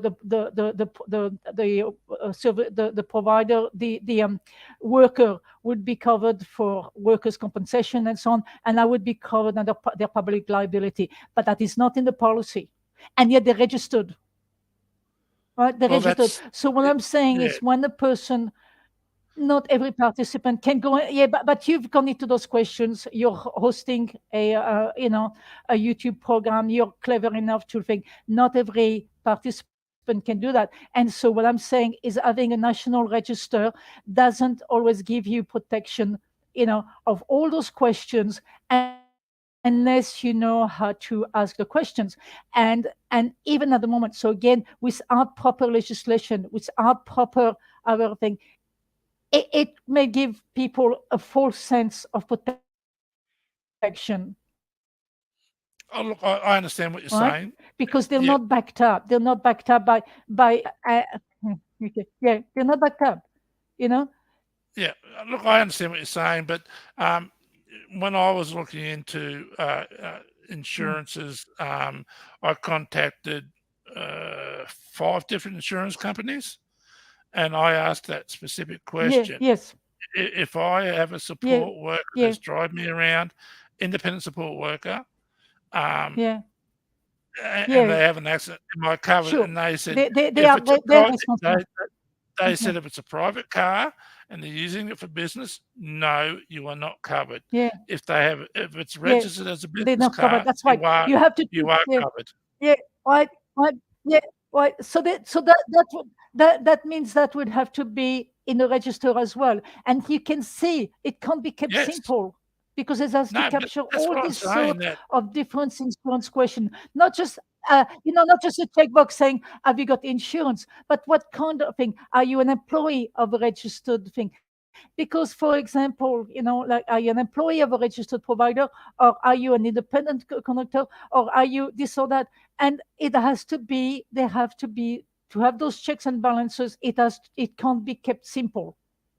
It well, can't that's be what I, kept simple. my very first statement was all independent support workers should have a police and children's check, first aid, CPR, and the correct Yeah, insurances. That they are my exact words, and that should yeah, be yeah, led. yeah. But That should be for every support worker, regardless if they are independent or through a service provider. well, yeah, good luck trying to get that thing with the proper punitive services, with the proper legal appeal, with the proper. It means, like, probably increasing the Quality and Safeguards Commission, their power and their staffing and all that. There is a cost involved in it. It's just not simple, Jeff. No, and I To agree. support, It's even not if I simple. was to agree, right, that it's not simple. It's not No, simple, and I don't think that this declaration. What I'm upset about is they make this media releases, right? We're reacting to this thing like that, and we're going to do this and that, and it creates these discussions. But I feel very little possibility of going. Even, I do participate in the NDI's engagement team, and I could give you so many examples where I've participated, given, spent hours and hours on these engagements with the NDIS, and then it's just not listened to. They just move forward with fast, quick yeah, fix solutions yeah, that sometimes create more problems than they resolve. You know, and I think uh, this is one of those. This is one of those. yeah. Obviously, just by this very discussion, we've proven that it needs to be at least further investigated. At least we can come to agree on that. I think, Jeff. Yes, but I mean, what Bill And that Shorten put out it's was not just a only a matter of draft. approving. You know. Yeah, but I mean, that was just a draft he put Yeah, out. but it's quick. Yeah, I know, but he's made a media declaration, and without any sort of real thing like that, and it's quick. Governments are quick to move to implement, especially that they work within the 3 year, of Yeah, their um, but thing. As soon as there's an election coming, things go on, and who knows what's going to, happen. So it's not. It obviously, just from the discussion we had today, I hope that I've put forward concerns that I believe are valid, and you have put forward concerns which are, I believe are valid as well. But it demonstrates that it's not, it can't just be implemented like that. no, no, There are too many and that, concerns that haven't been answered. yeah, You know, but there's a few people going out there who have your point of view, are deliberately going out and scaremongering and yeah. making it sound like, this is going to happen, and we're going. It hasn't happened. It's a proposal. It hasn't been But it happens on discussed. the other side. I agree, but it happens on the other side. It happens on the other side too. It happens on the other side by, yeah, no, but it happens on the other side as well. People who agree with this, mandatory approach, bring forward anecdotal examples of terrible, criminal things, and neither uh, sort of perspective is real, in Would the would you would you be in the everyday sort of sense would you of the NDI. would you support a trial mandatory registration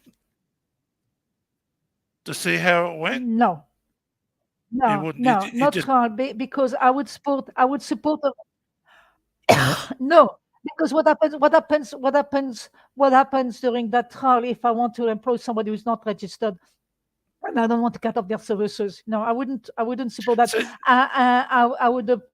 I would support a trial I would support a trial, national register, That's the before thing. it I became, mean, with all the checks and balances, with all the legal things like that, with all the things, but not mandatory. You can't have it. You can't have it trial mandatory, because what happens during those 3 months, 6 months, or whatever, that it's mandatory. My services are every day, every week. So yeah, I I would understand that. support to the development that the draft would want thing, so then it can be proved. Oh, right, yeah, the national registers has caught this fraud, it has caught this thing, it has got this person, or thing. And then I might say, well, right, it is working, so why not make it mandatory? But not mandatory first make it voluntary. And then, if it proves to be really effective at catching fraud, at catching concerns, the kinds of concerns you have, then maybe think. But at this stage, no. No, I yeah, would because support just a trial national register, but not mandatory. I mean, I can't sit here and say with absolute And then you can 100% compare the two. guarantee. And then you can compare the two Yeah, when you have in social study, you can then compare, the controlled experiment, which is the voluntary one, I guess, in this case, or the control one is well, I can remember which is the control one thing. But anyway, in sociology, there's always, when they have a trial, there is you introduce an idea, and then you have other people not being on the mandatory one, and some people being on the mandatory one. And so you could opt into a mandatory system, as opposed to people who decide not to opt into the mandatory system. And then you can compare the two examples and see if one has been more effective than the other. yeah, That's what I the just don't think. sociological experiments would look like, I guess. Yeah, I don't think either side can say with absolute guarantee that what you say could happen is going to happen, and what I say could happen is going to No, happen. no, they But can't. They can't. we can't, and No, that's the point. exactly, exactly. You can't. And You and can't. these, And it's in our society. The problems we're talking about are society. They're societal examples.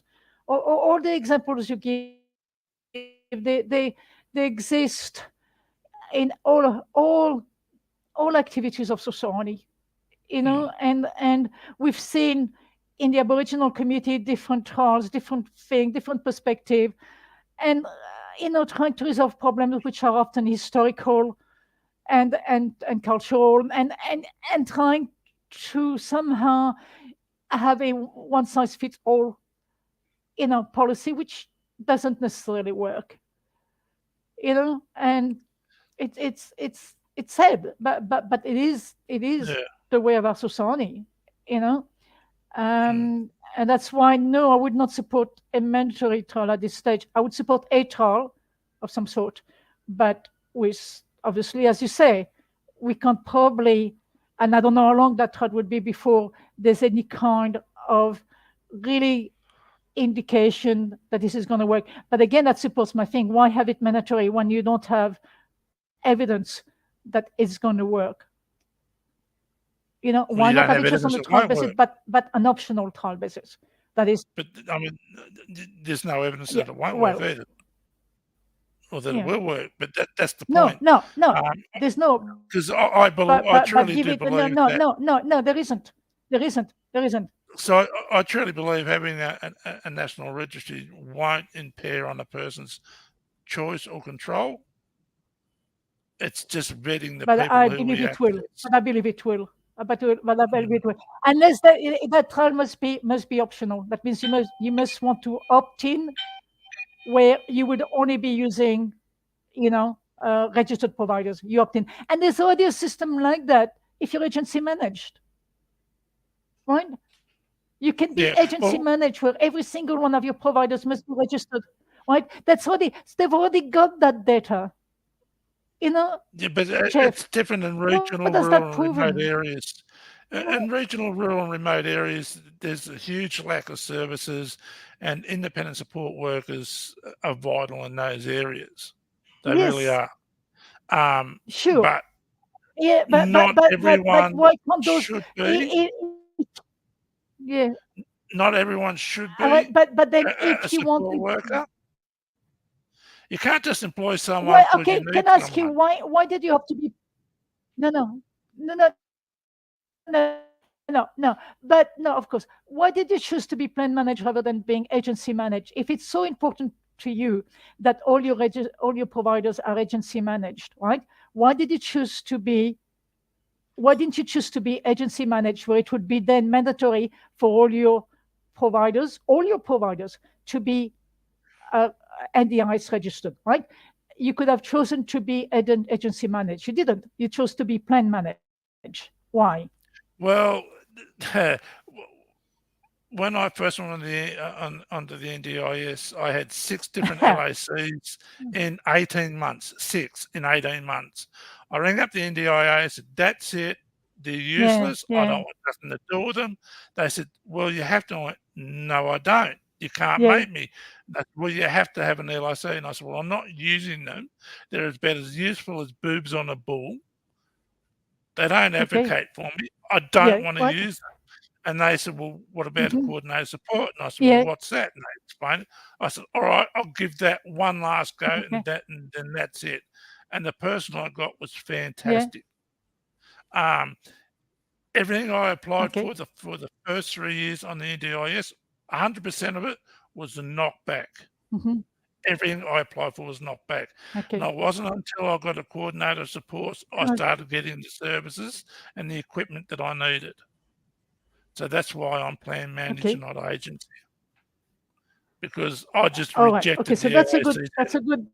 that's a good thing like that.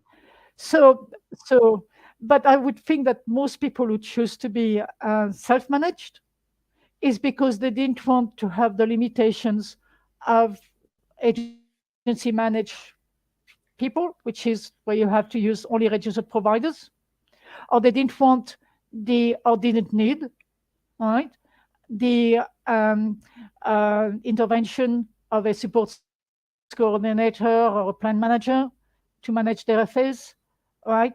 So maybe, you could have a trial thing where does agency manage, like does the registration apply to plan manage people, because you feel that you will have a benefit. But for those who have, for the last 7 years now, I've been self-managed and I've had the choice of using whatever providers we choose to use, um, and I've been careful.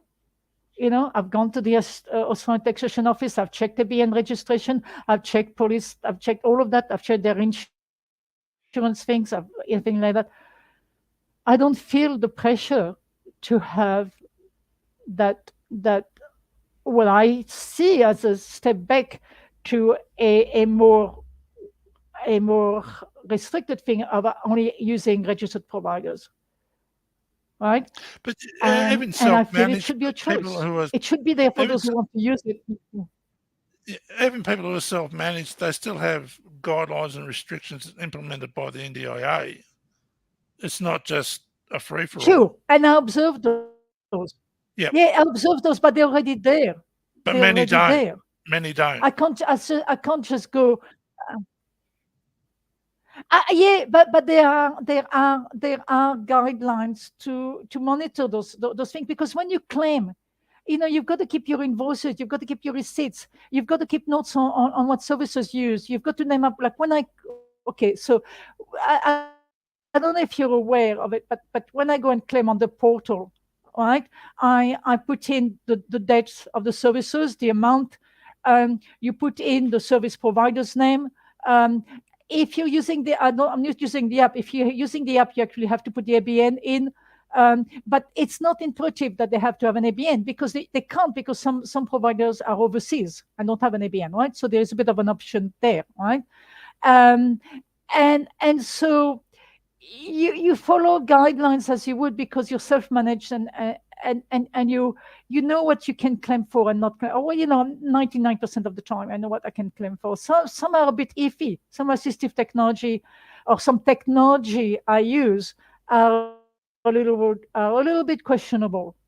I need a cable for one of my devices. Wait a minute, that device is for my PC, but wait a minute, it connects to one of my assistive technology device. Can I claim for it or can't I? So some of those are you have to make the call, but that's irrespective of whether the provider is registered or not. You're going to have those things, and you're going to have to, if there's an audit, you're going to have to answer those questions. Why did you spend X amount of dollars on this item? Which thing, like we give the example of the mop. Now, there's no way I would have, but those participants who did include the mop in their consumables, they'll have to answer to it. But if And you what's at risk is that they would be deregistered, and then you've got the administrative appeals tribunal. So if you feel the NDIS as wrongly thing, you can go, but they're all complicated. So is the administrative appeals tribunal is complicated as well. well, that's And been abolished anyway. so I just But yeah if for a yeah self-managed yeah person, that and you exactly. hang on, if you're a self-managed person like yourself goes and gets an independent support worker, and they come back and say, "Who's this person?" and you give them their name and the ABN number, Yes. right? Yes, yeah, and you give them, yeah, Did, yes, and are and they? and and and yes, all of that, yes. Yeah. So the They NDI is can going to have question a it. They way. can, yeah, if, for example, The like, NDIA has to have a way to track yes, they that do have support a worker. way, but they can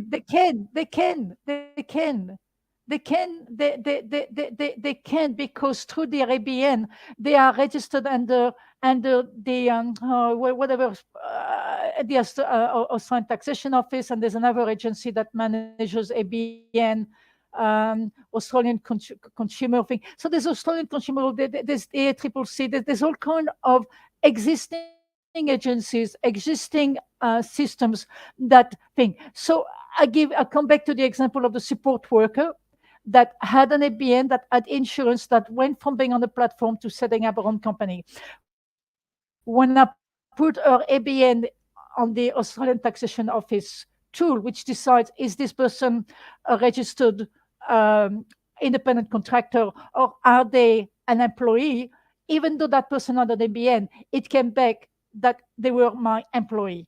So I already have a I had a check, I have a right, question for you. that I could use, I could I use have a, to say, okay, I have a question for you. Like, because you're self-managed, um, okay, you have an independent support worker. The NDI yeah, comes along and says, "Okay, what do you got this person for?" So you give the information, and the NDI goes up to the support worker and yeah, says, "What did you yeah, do on this date?" And I go, "Oh, I don't know.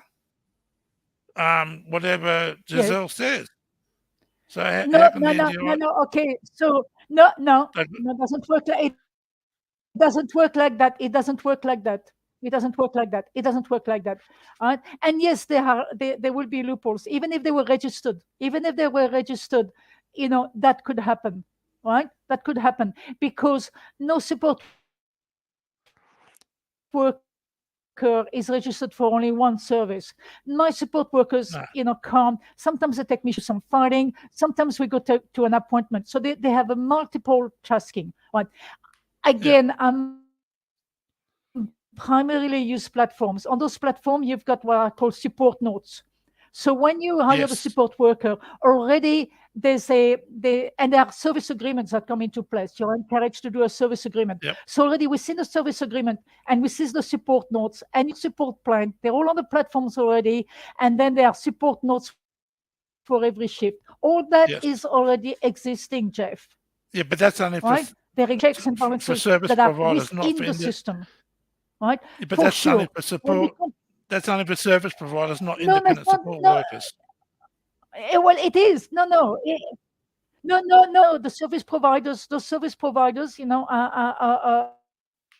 also but you can get a copy of all those notes to share with the NDIs if you wish, right? So Yeah, there's no, I realise that, but that the independent support workers there's aren't that required to have those option, notes. right?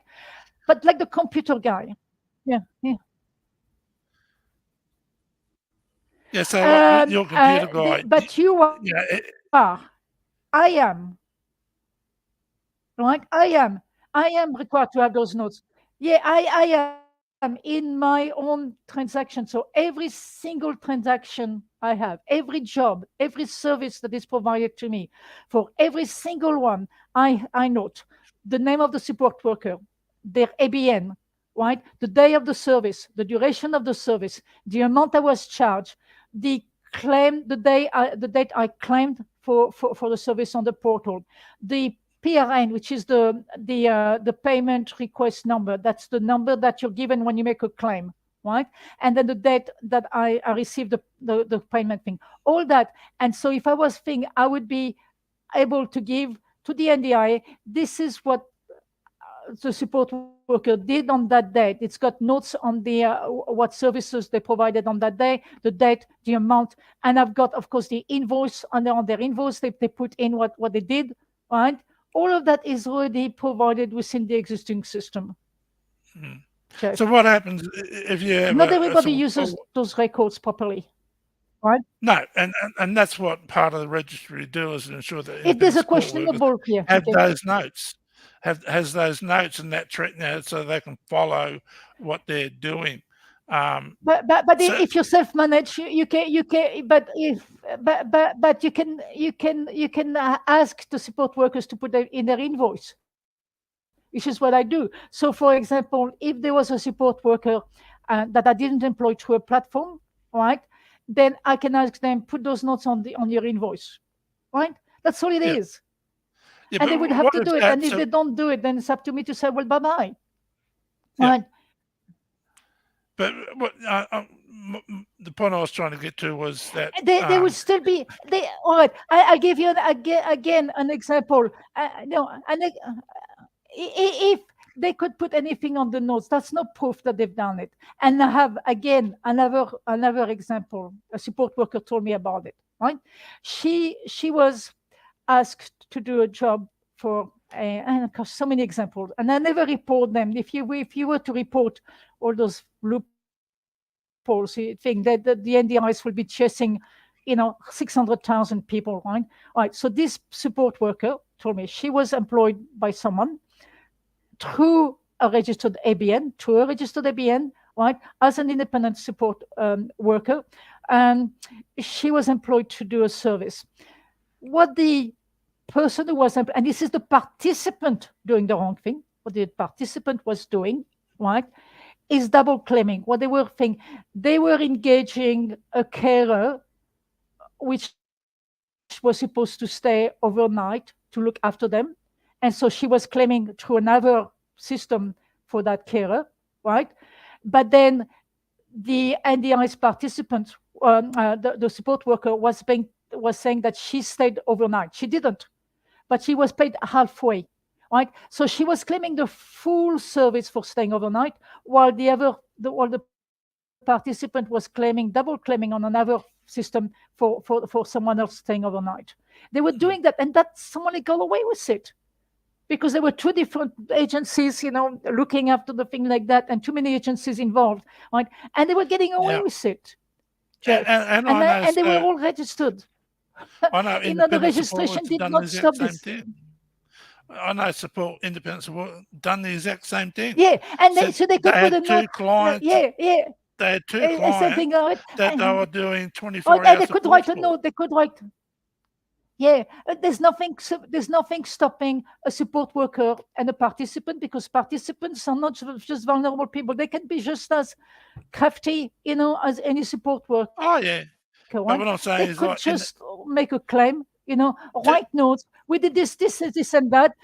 Claim the money and then share the money between them, and nothing's happened. well, I know And it there's a happens, Jeff. independent. It's terrible, Yeah, but it well, happens. I know an independent You support know? worker in this town where I live was claiming 24-hour supports Yeah, for a week for someone, and then turned around yeah, and claimed 24-hour supports for another client. So they were getting two wages, yeah. and they can't provide Yes. 24-hour Well, supports yeah, 7 days a week. Impossible.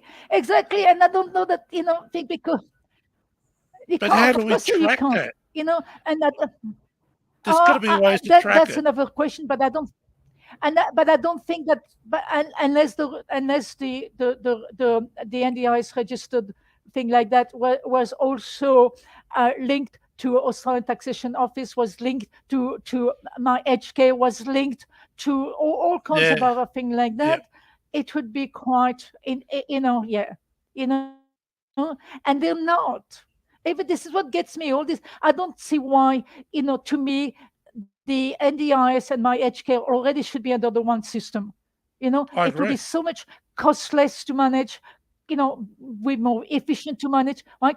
But that's where we have to target the thing before agreeing to another register. Why not go into why, and also accepting that there's always going to be an amount of fraud no matter what, an amount of false safety, like, because people think that by going to a register you're going to be thing, but you're not. So Yeah. I would love to push for a more effective social security system, uh, and link to other, why not link to the pension and things like that, like they're not linked, Jeff, and just it's another register with another set of rules, another set of punitive thing, another set of regulation, which is independent to my here, when there is obviously, like, my support workers often go in between. I have my HK clients, some NDIS clients, plus private clients, you know, Yeah. plus agency, working as providers for agencies. Right? There's one of my support workers has got about 4 or 5 different hats. You know, Yep. can you Yep. manage all of that effectively without, and avoid frauds and avoid duplication? And, like I said, the mop example, I had to tell my support worker, well, if everyone took $60 wrongly of the system, that would amount to over $30 million, right? Of NDIS funding. That's huge, Jeff. And we're talking It is. about one Yep. claim of $60 per person per year, Yep. right? And it Look, happens every day. it does, So every day and there are millions of dollars, and I don't know that the register would stop that. Yeah, the way we're talking sounds like we're all corrupt, but we're not. The overwhelming majority of NDIA yeah, participants exactly, are very, very exactly. I'm honest not, and and again, it also, yeah, and it also plays into this media, you know, these regulations, these investigations, these inquiries that the government spends yeah, millions of dollars on to highlight the fraud and then come up with the solutions, which are often within the period of their government, standing, sort of thing. So for the election, and they're not really aimed at rectifying the problems.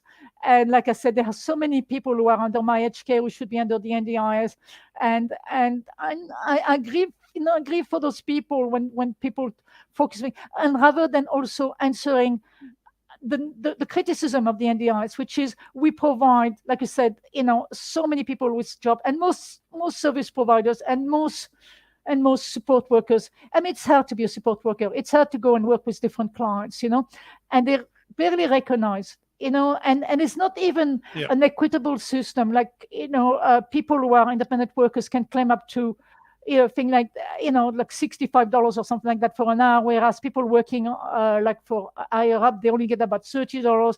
There's not even an equitable thing, and because it's not equitable, that does lead to more support workers trying to fraud the system because they're not getting fair pay and fair recognition for their work, or even fair Well, recognition just, that this is just providing employment and stimulating the economy.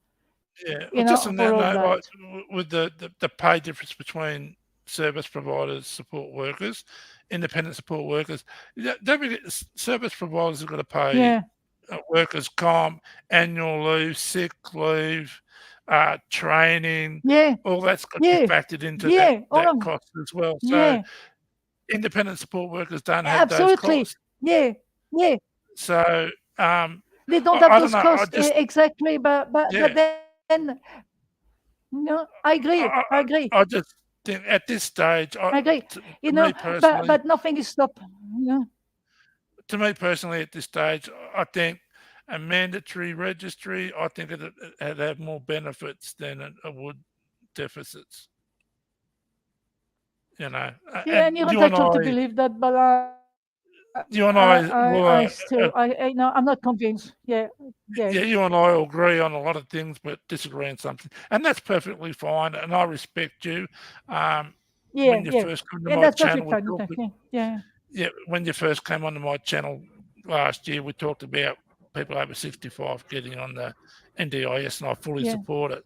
You yeah, don't turn 65 and don't get a disability. Life yeah. doesn't work like that. You know, Exactly, exactly. And and there's so many uh, questions. Yeah, yeah, and I've read your emails and email lists, and I've sort of been following you for a while, and I'm a huge supporter of yours. But like you said, I think on yeah, just this one thing, we might just have a difference of opinion. You know, through sure. our lived And I agree, and I respect you also giving me an apple. Yeah, and I, yeah, yeah, through our lived yeah, experience, we and have I different views and appreciate you giving opinions. me an opportunity to share my views. Yeah, yeah, Yeah, look, I enjoy sure. these sort of And and discussions. you're hosting this show. It's your role to think, and you've given me an opportunity. So and I hope that we've given your listeners some food for thought, both of us, Yeah, and things will move on no matter what, no matter what we think here. yeah, The thing is that sometimes we just have to yeah, yeah. move on. I just hope But no, I appreciate the opportunity to yeah. I mean, people can have different opinions and still get along quite fine. So, but I will say this: yeah, yeah, yeah. The NDIA board and the IAC have got to get off their backsides and start talking to Hmm. their representatives, like the people, us, getting our feedback, not just jumping on one side of the Hmm. bandwagon without any consultation whatsoever.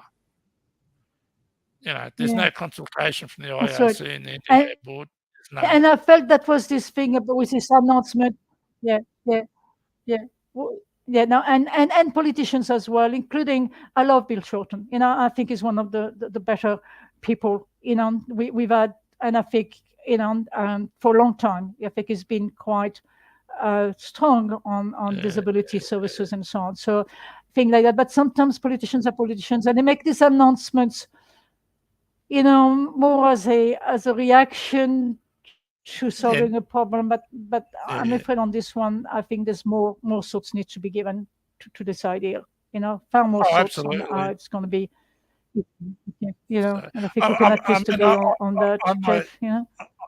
I might change my opinion in the future, but at this stage, I think, like I said, for me personally, I think a national Yeah, fair registry at enough. this Yeah, stage is a good yeah, idea. yeah, You disagree, you, yeah, you know, and that's perfectly fine. But yeah.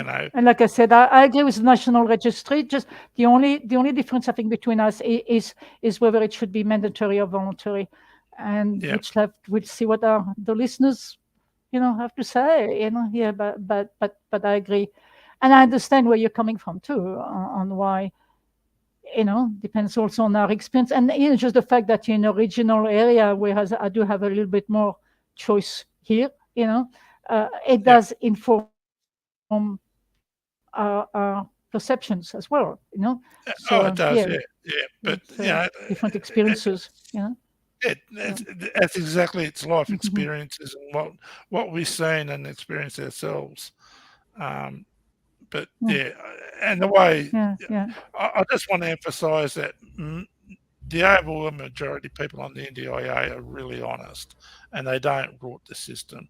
Because you and I were talking about exactly, exactly. things that we know, Yeah, that's but participants, service providers, yeah, yeah, yeah, yeah, yeah. nearly everyone's Yeah, yeah, really and I think honest the and do the right majority of people, yeah, yeah, yeah, yeah, absolutely, and that I feel also that the NDIA overall has been changed for the better, despite all the sometimes issues that we experienced over the last 10 years, um, and I feel it is productive. I think we underestimate just how productive it is from a social economic perspective. Yeah, well, It the is last we 3 often, as you said yourself, often focus too much on the problems yeah. that So, like, the last 3 years on the are almost NDIS, I've sometimes, I done wouldn't say more. inevitable, but are quite normal. Yeah. Yeah. I've done more personally. I've been able to get out more in the last 3 years than I have in the last 35 with the NDIS. It's been a Hmm. game changer for me. Um, Oh, absolutely, I think absolutely. And not to I've put the been, thing like that, but irrespective of where my providers, yeah, yeah, yeah, same um, here. I mean, yeah, yesterday I had a support worker for 9.5 hours, and she did everything I wanted her to do. We did a lot. There's no way I would have done that under the old, home care services. Come and clean your house for an hour and a half, and maybe take you to an appointment. Like that.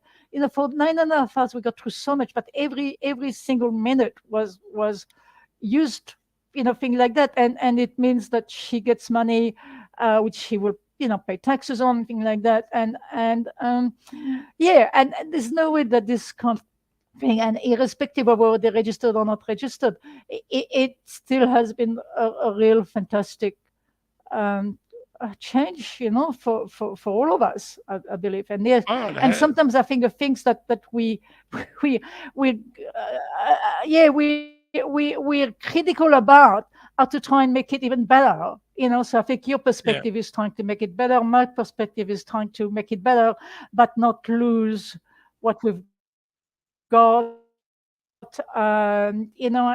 Overall, it has been, but also for Australian society, and I think that's underestimated, how good it has been, not just for people with disability, not as individuals, but for the economy, for the number of people. I mean, there are something like 300,000 people employed as under, service providers of some sort or other, um, in the system. Yeah, I mean, it's certainly a thing, and to more understanding of the issues faced, every day when I speak to my support worker. Yesterday, we were just walking with one of my support worker. She was asking me about tactile ground surface indicators, and she was saying, why aren't they sufficient? Like when you're crossing a street, and I was saying no, and she couldn't understand. So we went thing, and she saw a tactile ground surface indicator. She said, "See that? Can't you feel that?" I said, "All right, let's step back. Let's step back a few steps. Close your eyes. We're safe. We know we're walking. There's no thing. Close your eyes and tell me when we get to the ground surface, tactile ground surface indicators." And we did. And she said, "Oh, I think we've passed them. I didn't even feel them." And I said, "Well, yeah." Yeah. That's exactly what she said. "Oh, you're right. You can't always feel those things." And it was like light bulb, you know, and Yeah. like, and she had been saying to me, "Oh, but you should be able to think that's what they're there for. They're there for you." I said, "No, no, you can't always feel them." So we did the experiment, walking together, and it was like I said, light bulb moment for her. "Oh wow, I didn't know that. And so Yeah. all those interactions are going, I'm sure, with your support workers. We could sit all day and have a whole session on your thing like that. Uh, as the NDIs, and enlighten your Oh, it's, support workers and the people around you yeah. to the issues that you face. You could have a It's whole program on it. it's a great educational tool, the NDIA. It's brought so many people into the fold of, Yes, yeah, the disability field, and it's opened people's eyes yeah, up, and you know, they're more aware now than they were before they started being a support worker. So, it's provided yeah, employment. It's an yes, educational tool. It's a community awareness thing. It's a whole wide range yeah, of different things the yeah. NDIA has provided. Nothing like So, that. And it's an economic stimulant. It is an economic stimulant, yes, yeah, and so yeah, like so, and just the fact that it is on the open market and everything like that, it's made a whole lot of companies more aware, of the need of maybe their clients with a disability. We haven't even touched on the question of accessibility, which mm, I think is such a big gap, into an NDI service provision. And so yeah, it's just so many topics, and I'm glad. Like, I mean, this is a good um, platform that you've provided, Jeff, for people to talk about all those questions. So good on you for that. Because Yeah, it's not well, easy. that's It's not no. easy to keep up the momentum. Well, that's why I started the You know. channel, was to help people with disabilities, but to be an educational tool as well for the general community. But Yeah. I enjoy these sorts Yeah. of No. Well, you've discussions. done I wish, that. You've certainly done that. Yeah. yeah, well, I enjoy these sorts of discussions. I wish I can get more of them. I put out feelers and requests all the time for Yeah. interviews, and not many people respond. Yeah. Yeah. Unfortunately. Um, but Yeah. anyway, we Yeah. better end it there. It's probably been a couple of hours. Well, I think so. I Um, think so. We're gonna. Yeah. Okay. it's been very good talking to Okay. you, and thank you for Yeah. No. Oh well, coming we up could.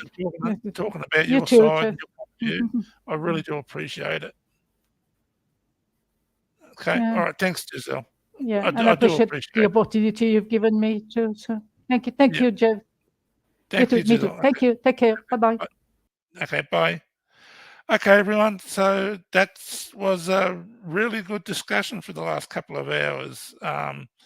I'll leave everyone to make up their own minds on what they would like to see in the future.